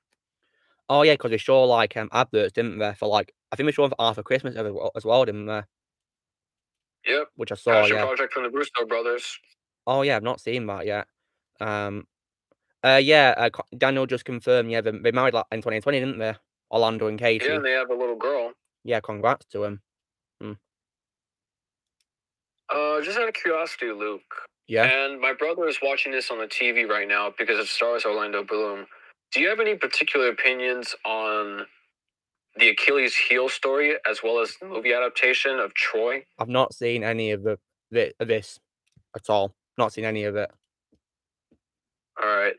It's currently on Netflix, the Troy movie with Brad Pitt, Eric Bana, Orlando Bloom, and I believe this came out the same year as National Treasure. So Diane Kruger, who is now married to Norman Reedus and has a 3-year-old girl, that was the two-way punch that immediately shot her into American audiences, if I'm not mistaken. Oh wow, but made her popular, did it? Yeah, Diane Kruger had those two movies which were hits, and then eventually she got to work with Tarantino with Inglourious Bastards. And that's such a good movie. Yeah. And she's married to Norman Reedus. I just confirmed that. Yeah, she's been married to him for a couple of years, haven't they? Yeah. I think, yeah. Don't know when they got married, but yeah, they've been together quite some time, haven't they? And they got a child, so congrats to him. Yeah, about 4 years. Yeah. DJ enjoys Son of a Mask. Well, I've not seen that movie. I've only seen the first one with Jim Carrey. I've not seen its sequel. The sequel has Randy from the first two Scream movies. That's the only positive I can say. Okay. Looking at just shared a meme of a meme chat. That's funny. Yeah. All right. Luke. Yeah. It is to my understanding that you did not see Dune, right? Which one are you talking about? The one from last year? No, I've not seen. I've not seen the classic ones either. There was the 1984 film, and then there was the sci-fi miniseries with William Hurt and James McAvoy. Don't watch the 1984 one or the miniseries yet. I would say wait until part 2 comes out in 2023. Okay, sure thing. I'll wait till that's out. Also, it's very possible that Dune Part 1, whenever you watch it, will become your favorite Zendaya performance. Oh yeah, she's in that movie, isn't she? Yeah, she is. Yeah. So far, my favorite role of hers is a role in The Greatest Showman. I thought you weren't a fan of musicals. Well, I was forced to watch it, basically. I didn't want to because I don't like musicals, like you said, but I was forced to. But I thought she was good in her role, actually. Yeah, I'm with you, except there are a few musicals, depending on what they are, that I actually love. Other than that, I'm not a musical person. Yeah, just same like here. I just feel like, the bit where we do with singing in the musical, it just takes away entertainment for me sometimes. Yeah. Yeah. I mean, because my favorite genres of all time, guys, in case you're wondering, is action, thriller, sci-fi, you name it, and superhero, of course, superhero. Yeah. Yeah. The musical get in the backlog. Yeah. I'm also not really much a fan of romance movies either, guys. Romance, to be honest. I think because I've had a girlfriend that I've kind of accepted it as a genre that I have to like. Do you watch a lot of movies with her that are romance? Yeah, for example, I saw The Holiday with Jack Black, Kate Winslet, and what's-his-face, Jude Law and Cameron Diaz last month. Oh, nice. And didn't you also get into Star Trek because you watched them with her on a binge watch? Yeah, my girl is a Star Trek fan, so I will watch some shows of the Next Generation with her and some of the movies. And has you got any questions for us on tonight's stream, your girlfriend? Yeah, she has 2, but I'm pretty sure you're going to say no to either of them. She wants to know if you have any particular opinions towards. I don't know how to say this. She wants to know if you have any particular opinions towards Batman: Mask of the Phantasm. I've not watched it yet, so I'll watch it eventually. Tell her that I'm going to watch it. It is the prequel movie to the Batman the Animated Series that got a theatrical release. So technically speaking, it is a theatrically released Batman movie. Well, I'll be sure to check it out. Also, she wants to know. I know you reviewed the 1978 film, right? Of Superman. Yeah. She wants to know if you ever have any plans to go see the theatrically released 1951 Superman and the Mole Man with George Reeves. Maybe I might do. That's a possibility. Yeah, because that came out almost 25 years before the Richard Dawn of Rome. So technically speaking, it's the first Superman movie to be released in theaters. However, I view it more as a creature feature. What do you mean by creature feature? Because it's Superman versus the Mole Man. That's the title. Mole. Okay. Wait, Blaze, are you still here? Blaze? Don't know if he's here or not because he's on mute, but I was going to ask if he can send me that movie that your girlfriend just suggested, you know, Superman versus the Mole Man, whatever it's called. Yeah, hang on a second. Oh, I just reached the credits. So I have an announcement to make, guys. Yeah, what is it? One of my girlfriend's friends, he is a male from Mexico, told me that he was going to give me 2,080 pounds, which roughly rounds out to about $100 US, if I binged all 5 of Rian Johnson's movies over the span of 24 hours, and I agreed to do so. And just right now, I've officially completed Looper, which means that it is 100% completed now. And this is just in movies, is it, that you want to be watching, not like the TV things he's directed? Yeah, he's done 5 movies. 4 of them I don't care for. 1 of them I actually do like. And what's one that you like? The one I just mentioned, Looper. You know, actually, while I'm at it, I might as well really quickly give my Rian Johnson ranking, because I've now seen all 5 of his films. I'm pretty sure you can imagine what's my last place. I don't even need to guess. It's The Last Jedi, isn't it? It's not. It's not? Really? So what's last place then? The Brothers Bloom, starring Mark Ruffalo, Adrian Brody, and Rachel Weisz. Never seen that or heard of it. Trust me when I say this, you're going to be pretty shocked to discover that it's actually worse than The Last Jedi. So what does it do that's worse than The Last Jedi then, in your opinion? It's like a prototype to Knives Out, and the only thing that'll let you know how terrible it is there's a scene where Rachel Weisz is on a unicycle dangling flaming chainsaws. Oh, God. Trust me. That sounds disturbing. Take care about all that. So my number 5 is The Brothers Bloom, and my number 4 is coincidentally The Last Jedi. And I know you haven't seen Knives Out. That's my number 3, so I don't need to talk about it. My number 2 I do want to talk about. It is a movie called Brick, a noir murder mystery set at a high school starring Joseph Gordon-Levitt. Oh, yeah, I believe Joseph is like a collaborator of Rian Johnson, isn't he? Yes, he had voice cameos in both The Last Jedi and Knives Out. Yeah, because isn't he like good friends with him? He's very good friends with him. Yeah. Yes, Connor, Chris Evans plays, I believe he plays the accomplice in Knives Out, doesn't he? The accomplice, doesn't he? In Knives Out. Yeah, he does. Yeah, so a big departure from Captain America, isn't it? Yeah, because it gives him to go back to his sunshine routes where he gets to show off his dramatic work. Yeah. You've never seen Sunshine, have you? Sunshine, I've heard of it. Doesn't it star Rose Byrne and Cillian Murphy? Yeah, and it's directed by Danny Boyle. I have not watched. I've only heard of it because I was reading trivia about Knowing, and apparently it's the second movie about the sun to feature Rose Byrne, Knowing, after Sunshine. I think it's on Netflix, actually, if I'm not mistaken. Sunshine. Well, I'll definitely give it a watch one day because I like Danny Boyle's work on 28 Days Later, so I'll probably check this movie out. Yeah, my favorite Danny Boyle performance would have to be the movie that really put Ewan McGregor on the map. And this was a few years before Star Wars, and that's Trainspotting. Oh, yeah, Trainspotting. Yeah. That was a good movie. I've not seen a T2 Trainspotting more. It's actually a really good sequel. Is it one of those few sequels which is late after the previous one to actually be a good sequel? It is. Oh, Much like nice. Bad Boys 3. Yeah, and also Blade Runner 2049 I do love as well. That's true.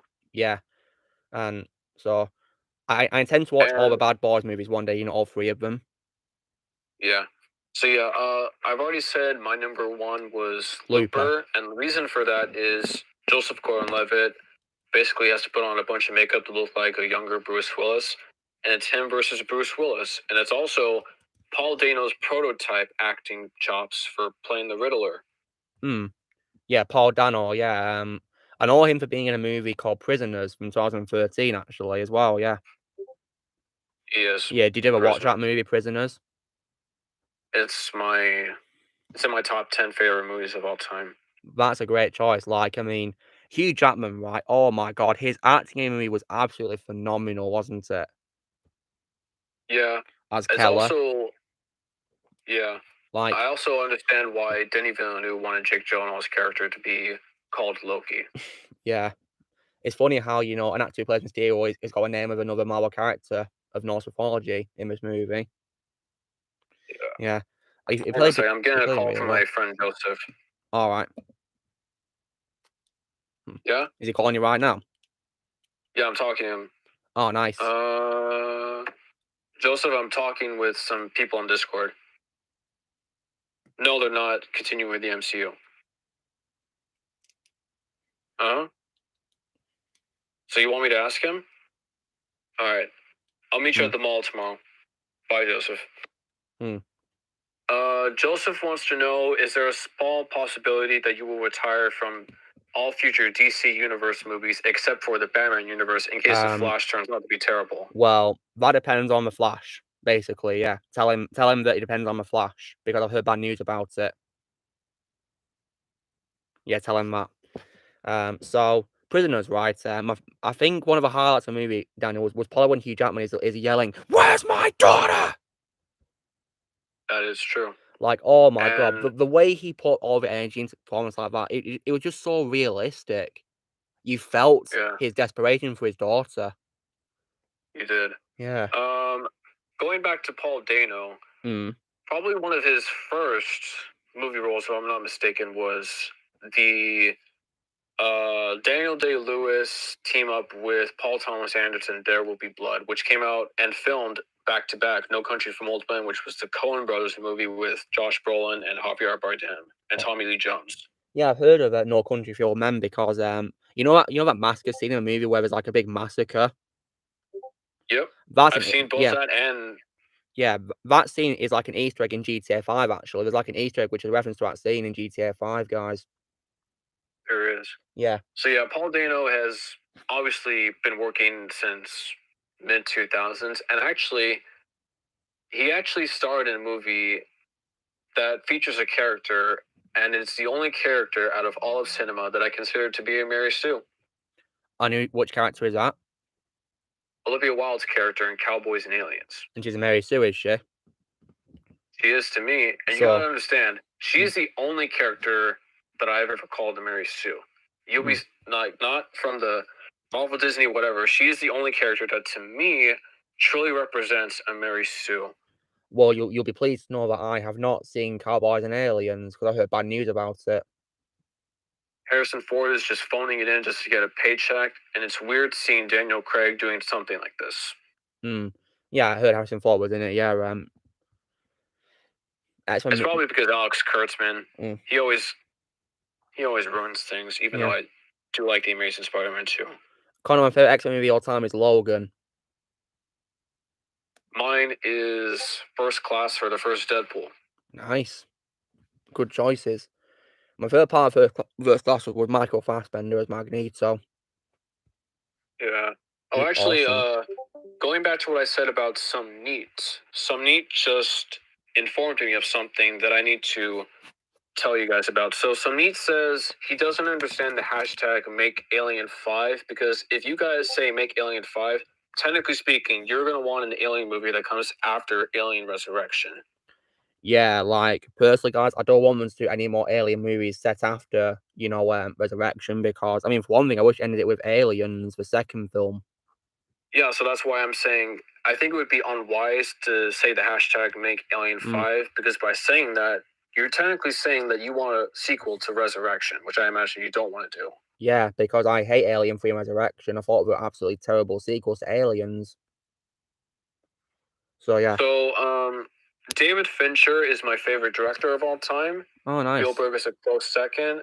So, yeah, it does break my heart that his first directorial debut was Alien 3. However, the reason why I think Alien 3 is slightly better than Alien 4, because coming from a horror fan, Alien 3 beats the crap out of a lot of really terrible horror movies and horror sequels because of the great David Fincher and his direction. And also, a script from Joss Whedon and a director of a French guy who barely spoke English versus David Fincher, I don't think anything needs to be said. Fair enough, yeah. I mean, one of the things that I like about Resurrection is probably Ron Perlman's character, to be honest. I like Ron Perlman as an actor. Do you have any particular feelings towards the naked tentacle boob alien creature thing in the last 10 minutes? What on earth was that? Good lord. You don't remember? Hardly, because, you know, it's been a long time since I've seen Resurrection. Okay, Is it not worth it? There's an alien-human hybrid that grows tentacle boobs and is butt-ass naked. God. That just sounds horrendous. Hopefully I didn't give you flashbacks. Oh, God. I don't think you have, because, like I said, it's been a while since I've seen it, so I hardly remember anything about Resurrection. I just know that the plot and all that, yeah. Yeah, same here, Connor. Same here, Connor. Yeah, I agree, Connor. I love Ian McKellen in Last Action Hero and as well as other things, but Michael Fassbender was an awesome Magneto. Wait, was Ian McKellen in Last Action Hero? Yeah, he played the character Death. Oh, that's nice. I've not seen that movie yet, you know, but Arnie's in it, isn't he, as a character, isn't he? Jack. Yeah, and it was filmed in Long Beach, California, which is where I live. Oh, that's nice. So does that have like a special place in your heart because it's where you live? Well, I have no nostalgia for it. I saw it for the first time a year and a half ago, but you could say that. Nice. That's cool. Now, so Daniel, because you're like a big fan of, you know, movies, have you ever considered writing your own movies, like your very own movies? My passion is going to be civil engineering because my family comes from this family of engineers, but I've always been a cinephile at heart, even though I do plan to continue in engineering. Because the thing is, guys, that when I was younger, I actually wrote my own movie stories, basically, of like my own movie franchise. Wait, are you trying to say that you imagine yourself to be Guy Ritchie? Well, just a typical, you know, action star, basically. I'd like to be an action star. Yeah, I think that's how Guy Ritchie created Lock, Stock, Two Smoking Sparrows, and Snatch, which are some of the greatest English films of all time. Yeah, because this franchise I'm talking about is like a typical police drama, basically, like, where the main character is like a policeman, basically. That sounds a lot like LA Confidential. Never seen that, but yeah. But it stars Guy Pearce, Russell Crowe, and Kevin Spacey. Oh, Kevin Spacey, oh God. Yeah. You know, actually, here's a bit of a sad thing is that Kevin Spacey had the 1, 2, 3 back-to-back 2-year punches of Seven, the true first David Fincher film, LA Confidential, and the feature film director of Sam Mendes's American Beauty. 2-year back-to-backs, huge success for Kevin Spacey, and now we don't even mention the fool's name. Yeah, and so when it comes to this own franchise I was writing, guys, the working title of this was something like American Undercover Cop. Basically, yeah. Well, the main character is like an undercover cop, and yeah, it's like an action thriller franchise inspired by things like, you know, John Wick and also other police things as well. Like one thing that definitely inspired me was probably Hot Fuzz's action scenes, for example. And also, guys, another thing as well that's also interesting is it's set in the future, guys, as well. You know, far from now, like in the 2030s decade, basically. And the future part would take inspiration from Blade Runner, for example. So it's like basically it's evolved from like being a cop drama to like a cyberpunk type of drama, basically, like a cyberpunk sort of thing, basically. That is great. And the thing is as well, right? I gave my franchise a meaning because I ensured that all of the endings of my books would set up the sequels. Yeah, so yeah, I gave I him see a where you meaning. are. Yeah, I gave a meaning to exist. Yeah, you like my sequel trilogy, do you, Ryan? That's great to hear. Yeah, because Daniel, I don't know if you saw, but I did my own Star Wars sequel trilogy. I have not seen those videos, Luke. There's a playlist on the channel for you to take a look at whenever you want to, of all 3 films that I did. Are they reimaginations of the sequel trilogy or your own pitch? It's like a start from scratch reimagination of it, basically. Alrighty. Yeah, and I even got different titles for them as well. Alrighty. Yeah. Just out of curiosity, Mm. do you at all, you never saw Chaos Walking, did you? Does that star Tom Holland and Daisy Ridley?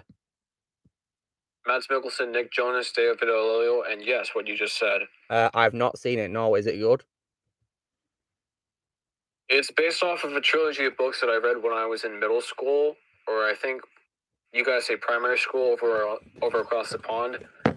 And it's one of those films, much like The Cabin in the Woods, that was shelved for years and then just was in the dumping ground, kind of like what they're doing with Death on the Nile.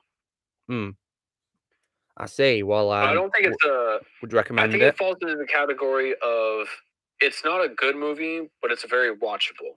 Like, you're not gonna cringe for most of it. You're gonna cringe at some parts of it, but Tom Holland and Daisy Ridley have better chemistry than Daisy Ridley and John Boyega. Oh, that's nice to hear, yeah. Because as you know, I don't like Ray and her chemistry with Finn that much, to be honest. So yeah, I'll be keen to check this out because I think is it Amazon Prime, isn't it, this movie? I think so. Yeah, because I do have Amazon Prime, guys. So yeah, I'll definitely give it a watch. Yeah, and also Netflix, I do have as well. Alrighty. Yeah, but the thing Hey, is, Luke, I use my mum's account for Netflix because I don't want to create an account myself, you know. So go on, Daniel. speaking of Netflix, I know you have said your opinions on Netflix. Have you ever considered, in case you ever got paid a little extra, to buy the Ben & Jerry's Netflix ice cream thing that they sell in certain stores? Wait, they do it on Netflix ice cream? Yeah, Ben & Jerry's has a ice cream that will make you feel like it's Netflix because it's pretzel based with your typical cookies and cream, and it's got Netflix written all over it. It's basically a Ben & Jerry's product, but it's the type of ice cream that you will enjoy watching the most whenever you're watching Netflix, because that's, Netflix is in the title. Well, I'll take a look at my when they sell it in like all the superstores I go to. So I'll definitely be on the lookout. Is it like tubs of it in tubs? 7-Eleven. Yeah. So like I'll definitely be sure to see if I can purchase one and give it a try. I'll do it as a review actually. I'll review it. All right. Connor has Disney Plus. Well, Connor, I'm not going to pay a single old penny to Disney Plus. I refuse to get an account with Disney Plus. Oh my god, I can't believe it's on the TV. What is?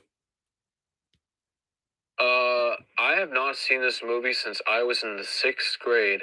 So at work, my family are at work right now, but I don't have to work today. I have the day off. On the TV, they are playing a movie that I have not seen since the 6th grade called Hoot, starring Brie Larson, Logan Lerman, Clark Gregg, as well as other familiar faces. Basically, Logan Lerman moves to Montana all the way down to Miami, and he gets bullied. And with the help of Brie Larson and her on-screen brother, they defeat Clark Gregg, who wants to kill a bunch of owls who live underground in favor of a pancake restaurant, if I'm not mistaken. I haven't seen that movie since I was in the 6th grade, but it's right now playing on the TV screen. So yeah, Clark Gregg is a bit of a jerk, and it's up to the 3 young amigos to take him down with the help of the people from Florida to save the owls from getting killed. Yeah. So yeah, I'm definitely not going to get a Disney Plus account. No way. I don't want to. Yeah, my parents pay for Disney Plus, so I'm already good whenever I potentially see Moon Knight in case I hear good reviews about it. So I don't need to worry about that. And like I said, I pay for Paramount Plus. Can you guys hear a cat meowing? I can hear like a very loud cat meow. What is that? That's probably my neighbor Frank. Oh, you've got a cat, have you? A neighbour's cat? No, I don't. I have 3 dogs. And is this cat loud, this cat? I don't know for sure, but I'm gonna have to assume yes. Oh, wow. Hope it's okay. Yeah. I just found out something on one of your previous community tabs, Luke. What have you found out? I found out that James Hurley from Empire Fan Productions is actually looking forward to the Uncharted movie that's coming out next month. I think he is, yeah, because he commented on my Tom Holland post. He's interested to see him play Nathan Drake, yeah. Yeah, and I'm looking at it at a community post right now, pinned by Yeah, I always pin his comments, yeah, because he's my favorite YouTuber. So yeah, I mean, he is a fan of the games, by the way. That's why he's interested in the movie. So yeah, he's a fan of the games. And I have played the games as well. Like, well, I would assume James has played it too, but I have too played the games. So like him, I have undoubtedly have a little interest in the movie. Yeah, and you said yourself you're going to watch it. It gets good reviews, aren't you?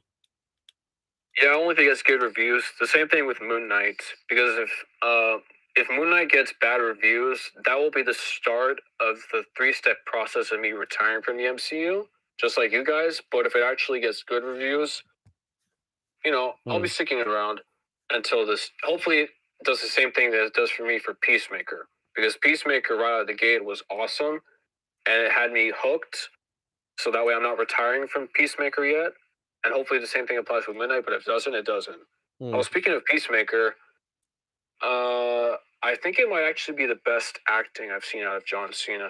Oh, really? That's cool. I mean, Peacemaker's my favorite role of John Cena, so I'll definitely be sure to check out this show and see how good he is.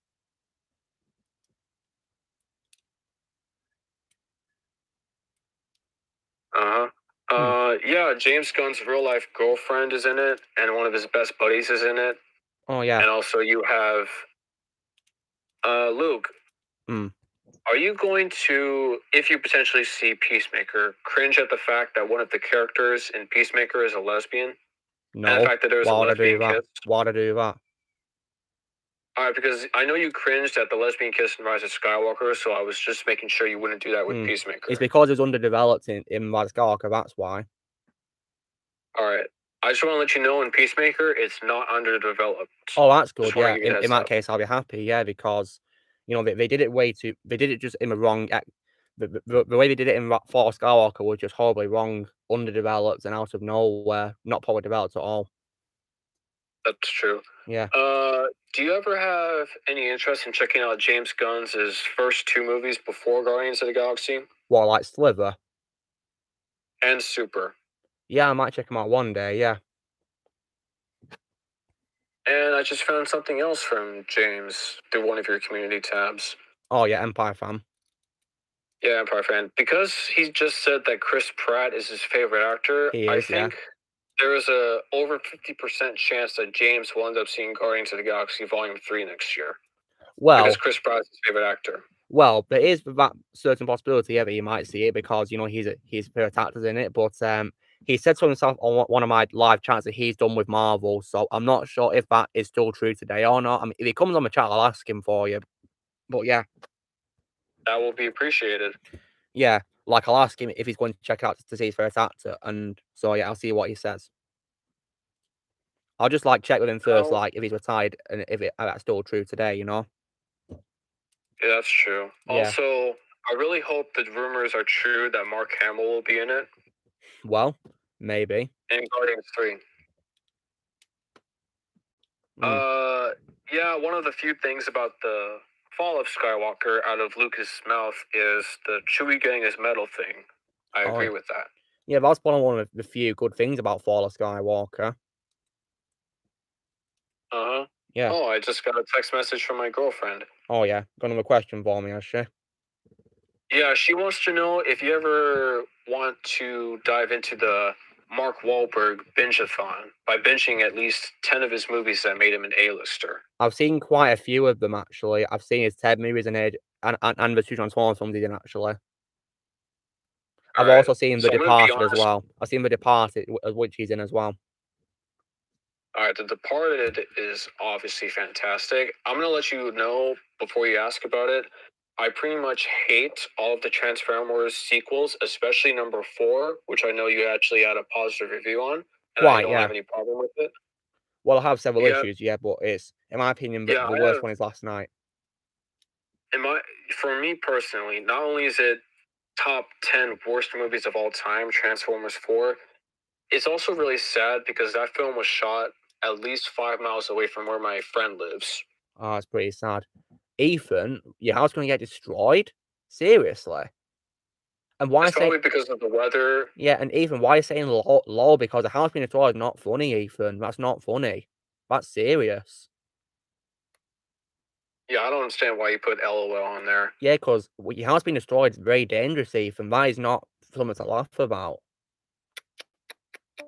Who left? And, he's back. Who is back? Radcliffe. Oh, yeah.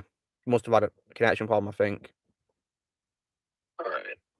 I don't know. Speaking of Chris Pratt, I might as well rank the Chris's based off of my attainment of their acting abilities. So, as much as I do enjoy Chris Hemsworth, he to me has displayed the least range of acting ability so far. We'll see what happens next.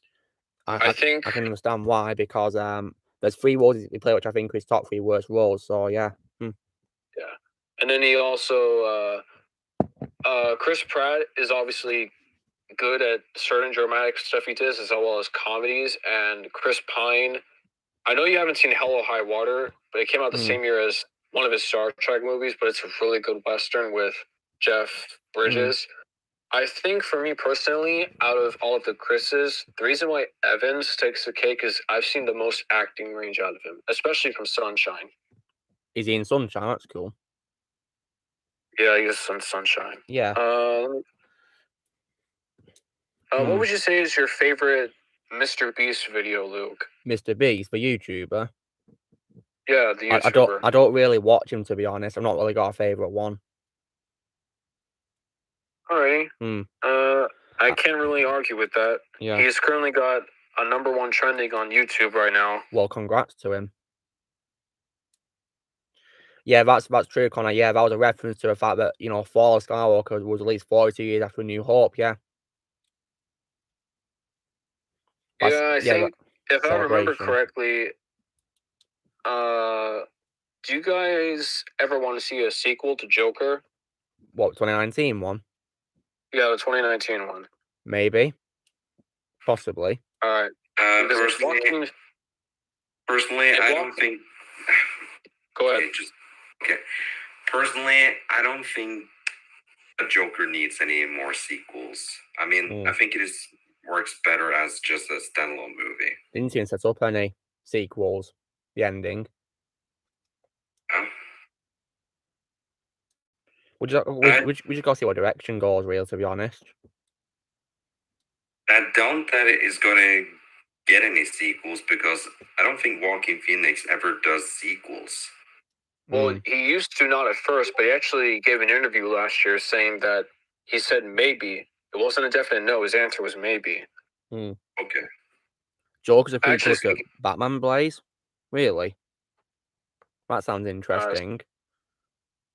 Breaking news, we just got our first look at Master Chief in the upcoming Paramount Plus Halo series. Oh, really? How does he look?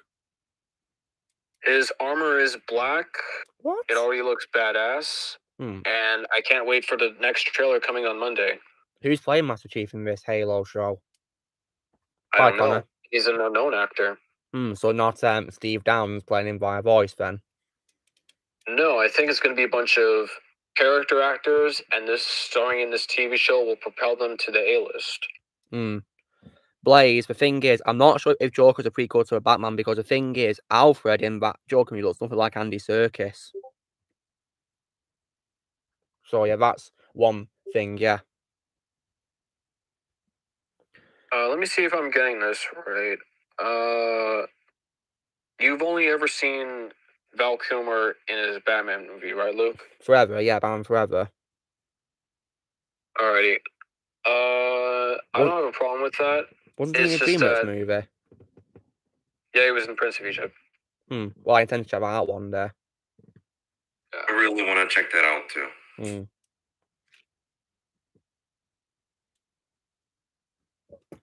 So it'd be interesting to, because I intend to watch like all these DreamWorks movies which came out, a long time ago, guys. Yeah. All right. So now that I've had the process of going through a certain person's filmmaker, I'm going to go back on track on watching all 45 theatrically released DC movies leading up to the Batman. Good idea. So I might as well share my thoughts on certain DC movies that a lot of people don't realize are DC movies with you guys in the live chat and you guys. So the first one I'm going to mention is Swamp Thing. Yeah, that's a DC movie. That's definitely DC movie because he's a character in DC. Yeah, so this came out in 1992, and it was the movie that Wes Craven directed before he did the first Nightmare on Elm Street movie. Interesting. One that I've been avoiding for a very long time is Steel with Shaq. Never seen that. Yeah, it's based off of a DC Vertigo, which means I have to watch it. Vertigo. One that I certainly am not looking forward to because I haven't seen it yet is The Kitchen. This is based off of a DC graphic novel starring Melissa McCarthy, Tiffany Haddish, and Elizabeth Moss. And they all play mobsters. I didn't know that was connected to DC Comics. Wow. That's interesting. Yeah, and it came out in 2019. That's interesting. One that I have watched recently, and this is coming from the same director as your favorite Bond movie of all time, The Road to Perdition. By Sam Mendes. Yep. Tom Hanks and Jude Law, Rachel Lane Cook, and Daniel Craig before he was an A-lister. Oh, that's cool. And here's one that I haven't watched for the first time until more recently, and I'm still not a big Natalie Portman fan. I'm sorry, James, but I do have to admit that she was pretty good in this, and it's V for Vendetta. Oh, that is an amazing movie. I love that V for Vendetta. Like, I think it's Wachowski's best film since the first Matrix movie. Even though they didn't direct it. Yeah, they made it, didn't they? I think they wrote it, didn't they? They did. Yeah, I don't think I need to discuss anything about Constantine. That was an amazing movie. Yeah, I think nothing can change my mind. Yeah, I think it's an underrated DC movie, actually. A very underrated movie. And one that stars Keanu Reeves. Yeah, Keanu Reeves is Constantine. Yeah, like I will be honest, guys, but sure they do make him different to the comics because he's not Liverpudlian and he has black hair instead of blonde hair. But I think Keanu did very well as him. I agree with everything you just said. Yeah, like I think he played him really well, and he's my favorite actor. So yeah, no worries, Josh. No worries. So the Red duology. Red stands for retired and extremely dangerous. And Bruce, who's in that? Bruce Willis, Helen Mirren, John Malkovich, and Morgan Freeman are going up against Carl Urban. Retired and extremely dangerous people. That's interesting. Yeah, and it made enough money that I got a sequel 3 years later, set in rural Britain. Oh, that's interesting. I'll be sure to check these films out. This is a trilogy, is it? No, it's just a duology. Duology. Oh, Josh is here. But he's on mute. Nice to see you, Josh. All right, so I have two more DC movies, and one of them is another Chris Evans one called The Losers. The Losers? No, seen that. Yeah, Jeffrey Dean Morgan, Idris Elba, Zoe Saldana, Chris Evans. It's basically a DC version of the A-Team. Oh, that's interesting. And the final one, and this is actually my favorite DC movie of all time. Yeah. I know, outbeating the original Richard Donner Superman. It's called A History of Violence. And what's that about? Basically, Viggo Mortensen, immediately after Lord of the Rings, did two movies that I consider to be underrated classics. One is Hidalgo, one is A History of Violence. History of Violence involves a small town diner person who defeats two people at a diner using combat skills. Come to find out, he is a retired mobster on the run. And eventually you have William Hurt and Ed Harris going after Viggo Mortensen's character. That sounds interesting. Yeah, it does sound interesting. Yeah. And with the way the story wraps itself around the whole entire thing, there's a good reason why it's my favorite DC movie of all time. I know, outbeating The Dark Knight and Superman. That's saying something. It definitely is, yeah, because a lot of people love those movies, don't they? But yeah, you love this one, don't you?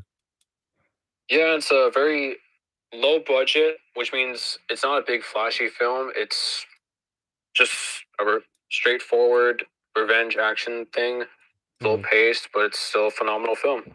Yeah. Blaze is drinking a soft drink, Coca-Cola. Nice. I'm only going to mention this last one before I have to go because I got some things to do. Go on, I have never seen the theatrical cut of Watchmen. I've seen the Ultimate Edition once, and I've seen the director's cut at least 5 times. Yeah, the director's cut, in my opinion, is way better than the theatrical one because it allowed Zach to, tell his story more with the new scenes, didn't he? Have you seen the Ultimate version, Luke? I've seen both, the theatrical version and the director's cut, both of them. But you haven't seen the Ultimate one where they included the pirate cartoon.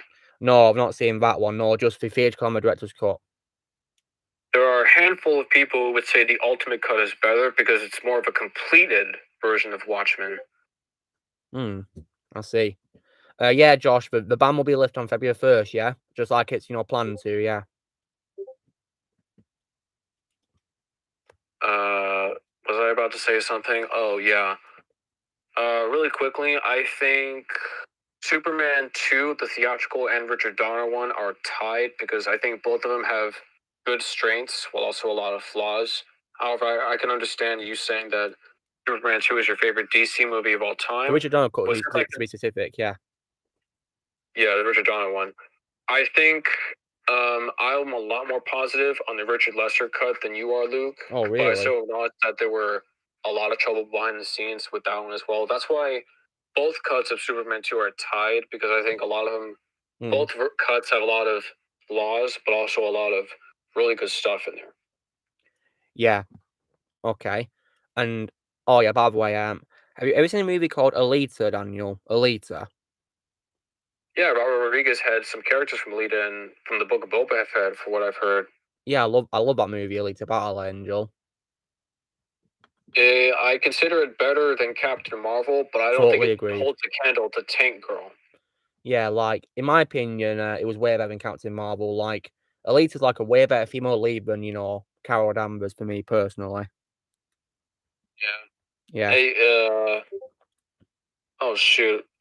Did I say Tank Girl? Oh my god, I'm so stupid.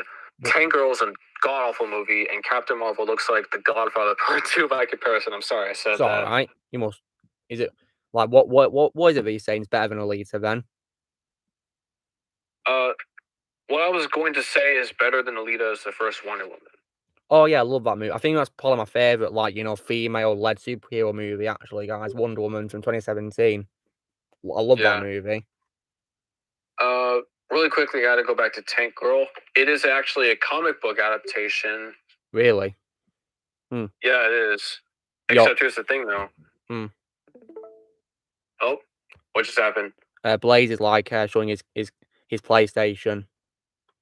Yeah. Speaking of Tank Girl, it stars Pamela Anderson, and I want to tell you guys really quickly a TV show that I'm interested in watching before I have to go for today.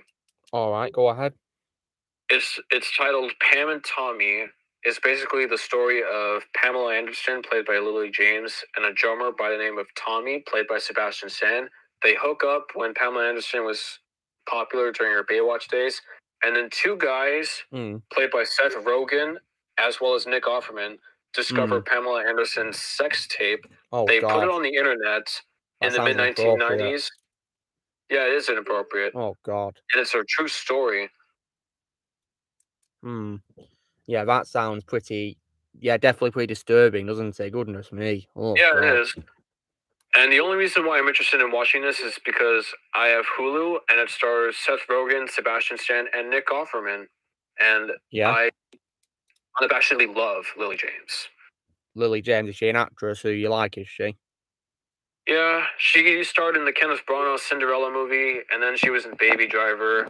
Unfortunately, she was also in that Rebecca remake with Armie Hammer. Such a terrible remake to an Alfred Hitchcock classic. So Anna has another movie you don't like, is he? So Alfred Hitchcock, one of his first Hollywood movies before he did 4 classics from the 1960s, including Psycho, was a film called Rebecca, based off of a book. Doing well, and thank you, won Donnie. Best Picture at the Oscars. Yeah, I think Psycho's probably his best movie, in my opinion. Psycho. Yeah, Psycho's amazing. Yeah. And what does Netflix decide to do? Before Armie Hammer was revealed to be a cannibal, they hired him and Lily James to do a remake for, Good Rebecca, Lord. straight for Netflix. Oh, God. Not liking the sound of that. Yeah. Word of advice. Original Netflix movies have a tendency to be awful, but original TV shows for Netflix have a tendency to be awesome. An example of that is Squid Game, as well as Stranger Things. And another reason why I'm looking forward to the live-action Avatar: Last Airbender TV show for Netflix is because their TV shows usually knock it out of the park. I can understand how you feel. I mean, because I love the Marvel Netflix shows on there as well, especially Daredevil. Yeah, especially that. So that's why I feel very comfortable that Netflix isn't going to screw the live-action Avatar. Yeah. Although, personally, I wasn't really a fan of the second season of Iron Fist and Luke Cage that much, to be honest. And I didn't like season 2 of Jessica Jones. Yeah, I didn't really like the villain. She was pretty weak, in my opinion. And also, I didn't really like her psychic played by Rachel Taylor. She was pretty annoying, to be honest. Were you angry that they killed off Sigourney Weaver? In the Defenders? Yep. Yeah, I thought there was potential to be like a big villain of the whole franchise, but they killed off too soon, in my opinion. Yeah. And really quickly. Yeah. If I remember incorrectly, I think I could be wrong about this, but isn't Trinity in the Marvel Netflix universe? She actually plays her. Yeah, she plays Jerry Hogarth. Alrighty, just needed word of confirmation. Yes. Well, that shall be it for my Discord live stream today. It was nice meeting up with you guys. Will you be here next week? Great to be here as always. I'll probably be here next week. Yeah, because you said you work, don't you? So that depends on your work schedule, doesn't it? And it's also Super Bowl season, so you never know. It might get really busy. Yeah, well, hope you enjoy it. Josh, right. McLovin's called Daniel, just so you know. He's called Daniel. Thank you for calling me Daniel, not McLovin. Yeah, your name's Daniel, yeah, so you just call it a nickname, because I assume you're a fan of Superbad, are you? Pretty much. Yeah, it's so funny, but yeah. Alright, I'll talk to you guys later. Yeah, take care, Daniel. You take care, yeah? Alright, I'll talk to you guys later, and Cheerios for the rest of Saturday. Take care. Oh, he's gone. So Josh is here, is he? Josh, why don't you come on to a voice chat with me in chat, you know? Donnie, I think that's obvious. I prefer Star Wars over Harry Potter way more. Only originals and prequels were Star Wars.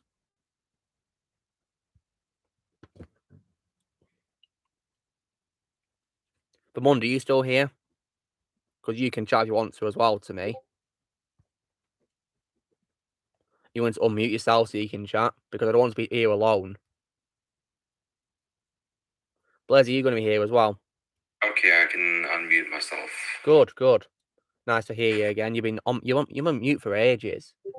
I just muted myself and let you guys just talk. Well, you are welcome to chat with us. You know, we're not going to keep you out. Yeah. Thanks, but I just I really don't know how to talk. I mean, like, when it's my turn to talk, you know. Yeah, no worries, Josh. Yeah, no worries. So, well, Donnie, like I said, I prefer Star Wars, but only the original and the prequels. Then again, there are some films in Harry Potter that I don't like Death Force Part 1 and Half-Blood Prince. I don't really like those movies, to be honest. Me too. And I also can't care less about Fantastic Beasts either. I don't care about Fantastic Beasts anymore because I'm done with it.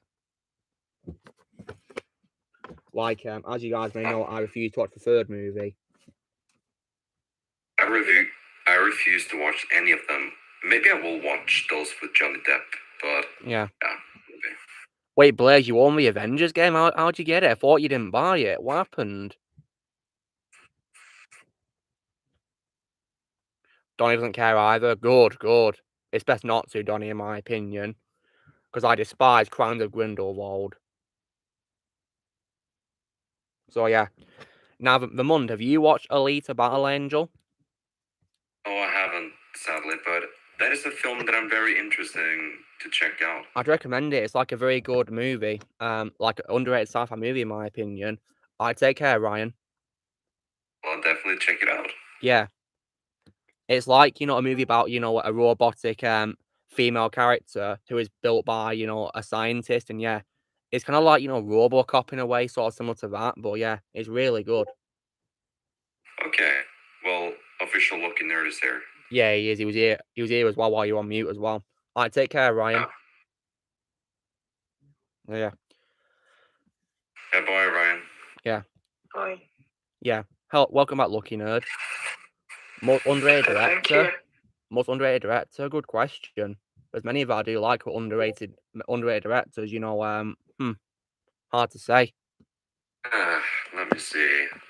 I mean, I think James Wan deserves love for Furious 7. James Wan. Yeah. Definitely deserves love for that one. Yeah, he does. Definitely.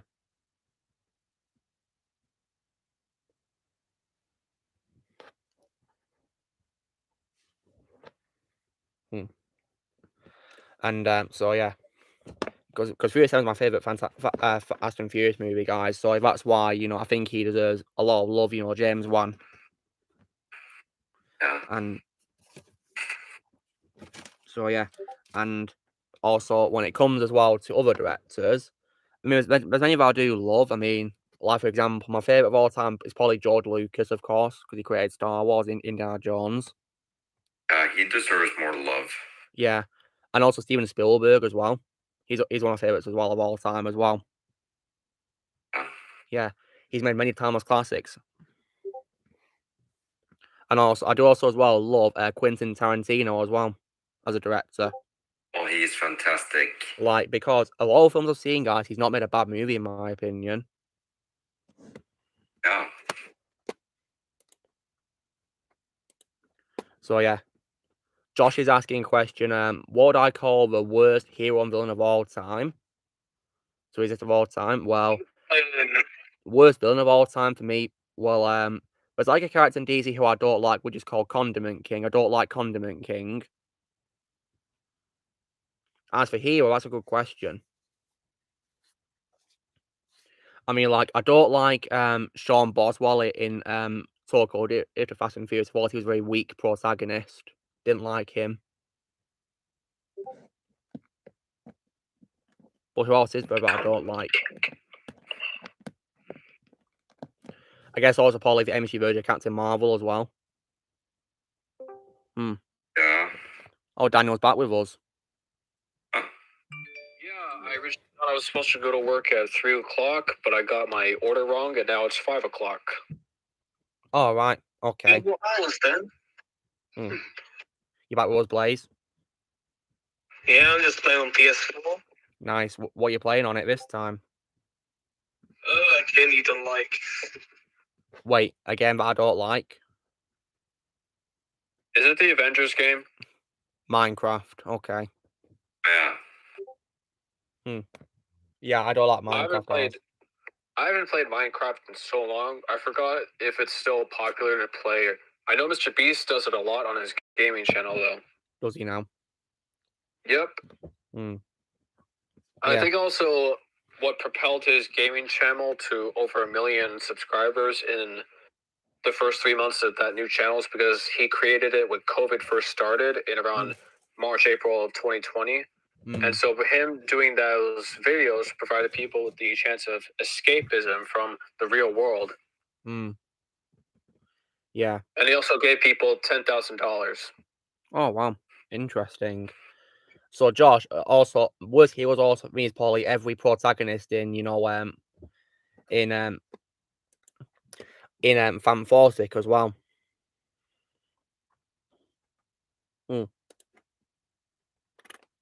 So, yeah, those are heroes I definitely do not like. Tell me if you hear the fan. Wait, let me just disable noise suppression on quickly off.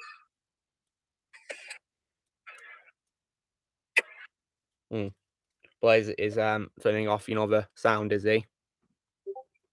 Can you hear the fan? Not really, Blaze. I can just hear your voice. Alright, don't you play it intensively like Uncharted yet? Uncharted? Yeah. Which Uncharted game are you playing? I'm playing the remasters right now, 1, 2, 3. Alrighty, I see where you're coming from.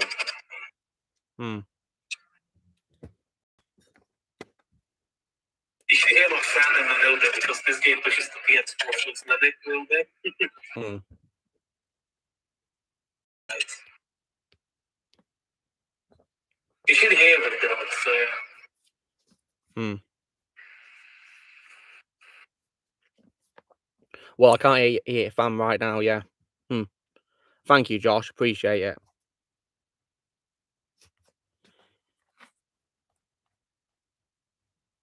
I don't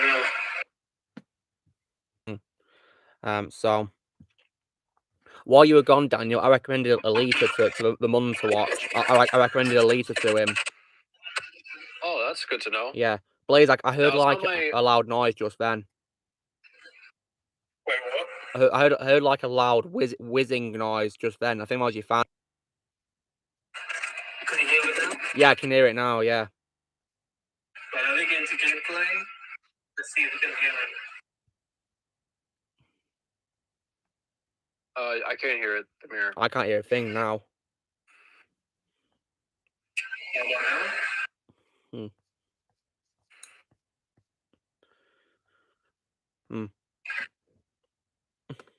Oh, you Josh, that's really cool. I tried to turn off noise suppression, but for some reason it still doesn't work. Ouch. Alright, I just got what are you saying, Daniel? I just got a text message from my girlfriend, and she has a question for you guys about a few Hollywood directors that are known for doing a few good things here and there. She wants to know if you guys have seen any films directed by Rennie Harlin. Who, sorry? Wait, Blaze, can you please turn down your PS4 volume because it's getting pretty loud. Is it? Yeah, it's getting pretty loud. I can't hear Daniel. Well, let me just click Uncharted. Why do you mute yourself, Blaze? Mute it. Yeah. Alright. Who was it, Daniel, that you just said? I said Rennie Harlin. I don't know who she is. Or he. I've never heard Rennie of Harlin. him. So Rennie Harlin is known for doing Die Hard 2, Cliffhanger, Deep Blue Sea, and The Long Kiss Goodnight. Oh. Yeah.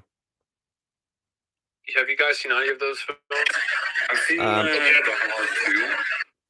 2. Yeah, he did Die Hard 2, Die Hard.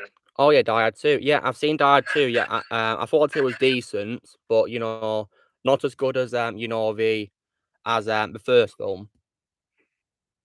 I think it's also the movie Robert Patrick did before he did Terminator 2. He did. He played one of the henchmen. Yes. And the main villain is butt ass naked at the very beginning. That's got to be something. In Die Hard 2. Yeah. William Shatner, if I remember correctly. My girlfriend also wants to know what are your guys' opinions on Shane Black. Shane Black? What did he direct? So he's only done 4 movies. The first movie he did was Kiss Kiss Bang Bang with Robert Downey Jr. Not and seen Val it. Kilmer. Not seen it. He did. You have? Oh, I haven't seen it. Neither have I. All right. It's the movie that really got Robert Downey Jr. back on track. You barely ever saw him in Hollywood from his jail days, and it's because of Shane Black and Val Kilmer trusting in him that he was able to be in the movie. And then he did Iron Man 3. Oh, I hate Iron Man 3. That is my third least favorite MCU movie. Yeah, I don't like Iron Man 3 either. Yes. Do you guys remember my opinions on Iron Man 3? I think you said it's your second favorite of all time in the MCU. It is, because I love Shane Black. Okay, that's fair, because you got a soft spot with Shane Black. Okay, that's fine. Yeah. She also wants to know if you guys have seen The Nice Guys with Russell Crowe and Ryan Gosling. I've not seen that, no. Oh, I haven't.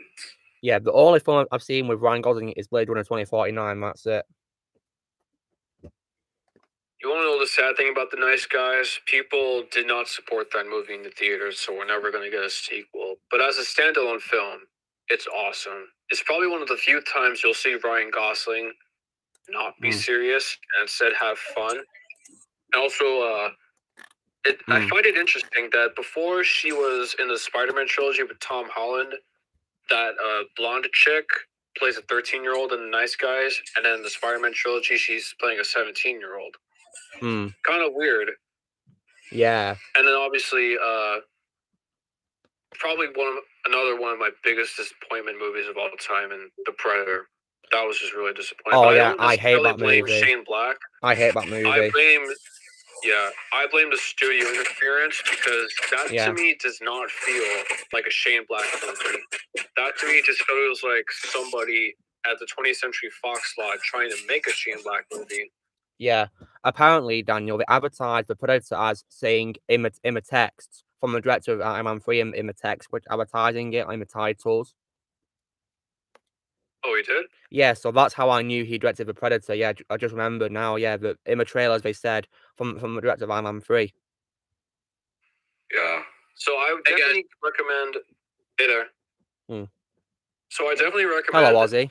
Watching Kiss Kiss Bang Bang and The Nice Guys purely because Kiss Kiss Bang Bang for Robert Downey Jr. and The Nice Guys for Ryan Gosling and Russell Crowe. So they are better than Iron Man 3 and The Predator? Yeah, I would say so. It's Shane Black doing his Shane Blackisms, and he's the master at it. Okay, what's your other one, Daniel, that you recommend?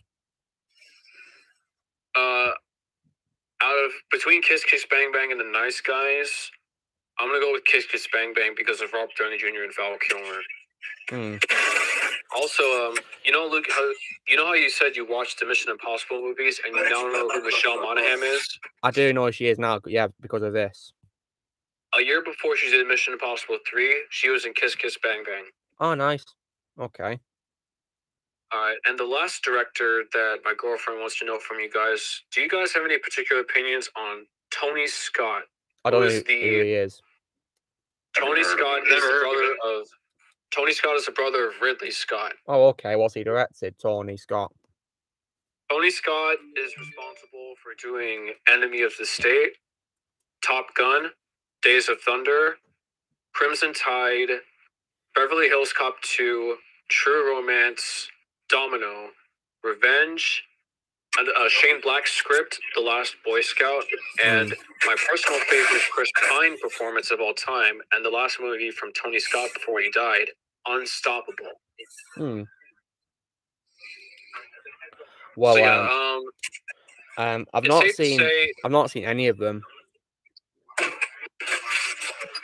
Yeah, I will say this: Tony Scott, may he forever rest in peace, and no disrespect to Ridley Scott, but I think Tony Scott is a better director because he hasn't made films that are not as polarizing as Ridley Scott. Like, Ridley Scott had a... You guys have not seen Exodus, Gods and Kings, have you? No, I haven't. Nope. That was probably peak Ridley Scott making a bad movie. Bad movies in general. I see. And, yeah, I've said this before and I'll say this again. I'm not the biggest fan of the original Blade Runner, but then again, that's just me. Okay. And I actually find it kind of interesting that Ridley Scott last year had 2 movies back-to-back come out in back-to-back months with The Last Duel and House of Gucci. Both starring Adam Driver. Yeah, I noticed that. Yeah, he did both, and they got released quite close, didn't they? Same year. Yeah, I don't think that's ever happened before, ever since Steven Spielberg from 1993 with Schindler's List and Jurassic Park. Yeah, that's interesting. Then again, you've also got the 2 Matrix sequels, which both released in 2003 as well. Yeah, they're both back to back in the same year, 6 months apart. Yeah. Do you think if the Matrix sequels were not shot back to back and instead given time to iron out the script and get rid of all of the badness of them, do you think they would have turned out to be a lot better? Maybe. It's possible, maybe, yeah. Zachary is asking, what do I think of the 1313 footage? Wait, do you mean that cancelled Star Wars game? Is it like a cancelled Star Wars game, Zachary? Like, because that number 1313 sounds familiar. Yeah, same here. Yeah. Well, that's a game that I really wanted to play, but before it got cancelled. So, because it's like a Star Wars game where it's set in like the Star Wars criminal underworld, isn't it? It sounds interesting. My favorite detective series. For me, it's probably Diagnosis Murder starring Dick Van Dyke. I used to watch them with my grandma when I was a kid. Watching my grandma when I was a kid.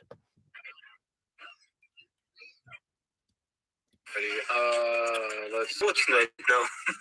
I don't know what you're watching. I can't hear you. Your background, Blaze. What is it? What are you watching, Blaze? I can hear it. No, I can just hear you.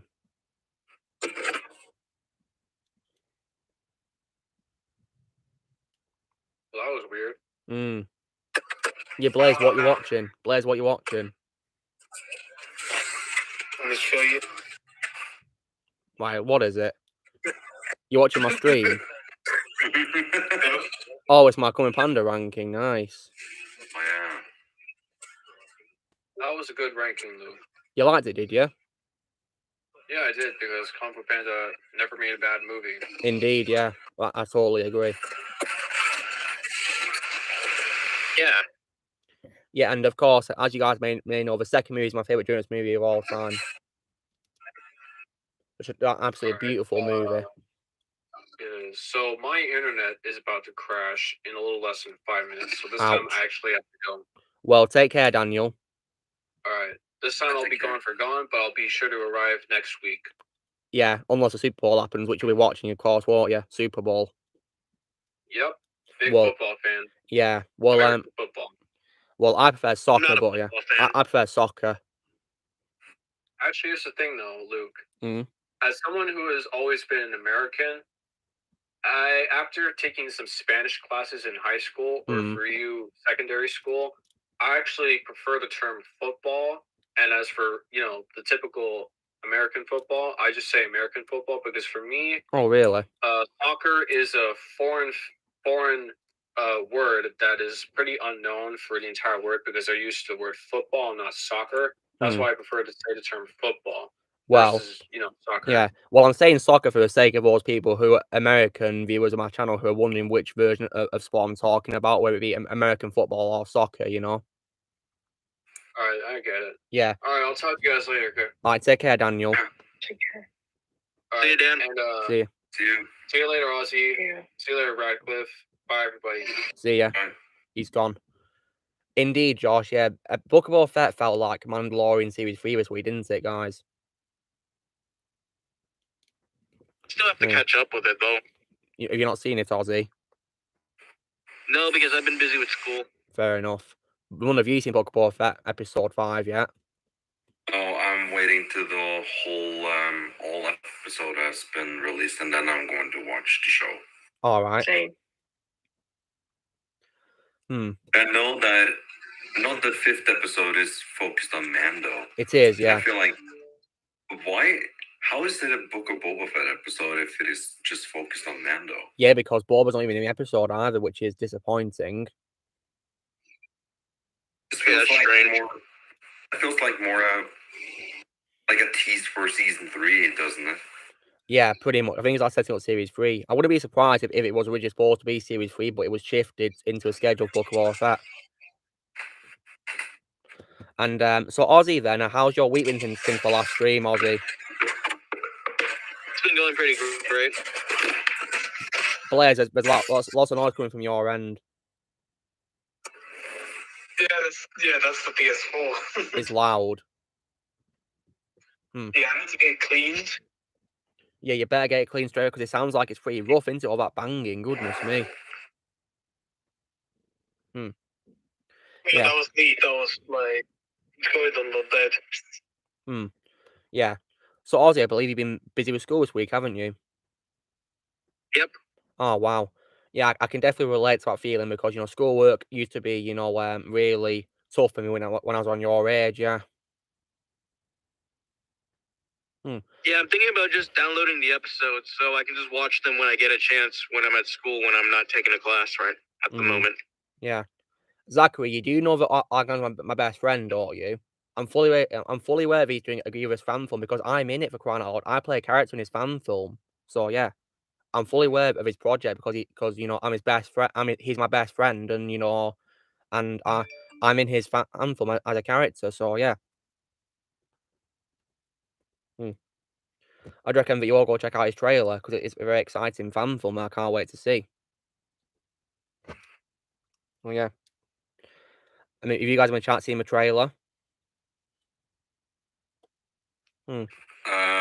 Donnie, yes. really? I think I'd rather watch Fantastic or not brush my teeth for 2 years. Goodness me, that's just revolting. I'm sorry, what did just happen? He's asking if I'd rather watch a worst movie I've ever seen in my life or not brush my teeth for 2 years. What? Yeah, that's just weird, isn't it? But yeah. Anyway, guys, so that brings us to the end of the stream because yeah, it's 3 hours into the stream. So yeah. Oh yeah, I definitely agree about Bad Batch, Joshy. Yeah, with Hera. Yeah. So that's the end of the stream. So yeah. So that's the end of the stream, guys. So yeah, thanks for taking part, guys. It's been really, really fun chatting to you all, and yeah, and I'll see you all next week. Yeah. So Zachary, that's a bit inappropriate. So yeah, goodbye. So yeah. So you know, drill, guys. Be sure to give this video a like. Also, be sure to comment what you guys your thoughts on the stream as well, and also please be sure to subscribe to the special guest who came to stream today as well. The links will be in the description below to go subscribe to their channels. Also be sure to join Team Prime to subscribe for more videos coming in the future.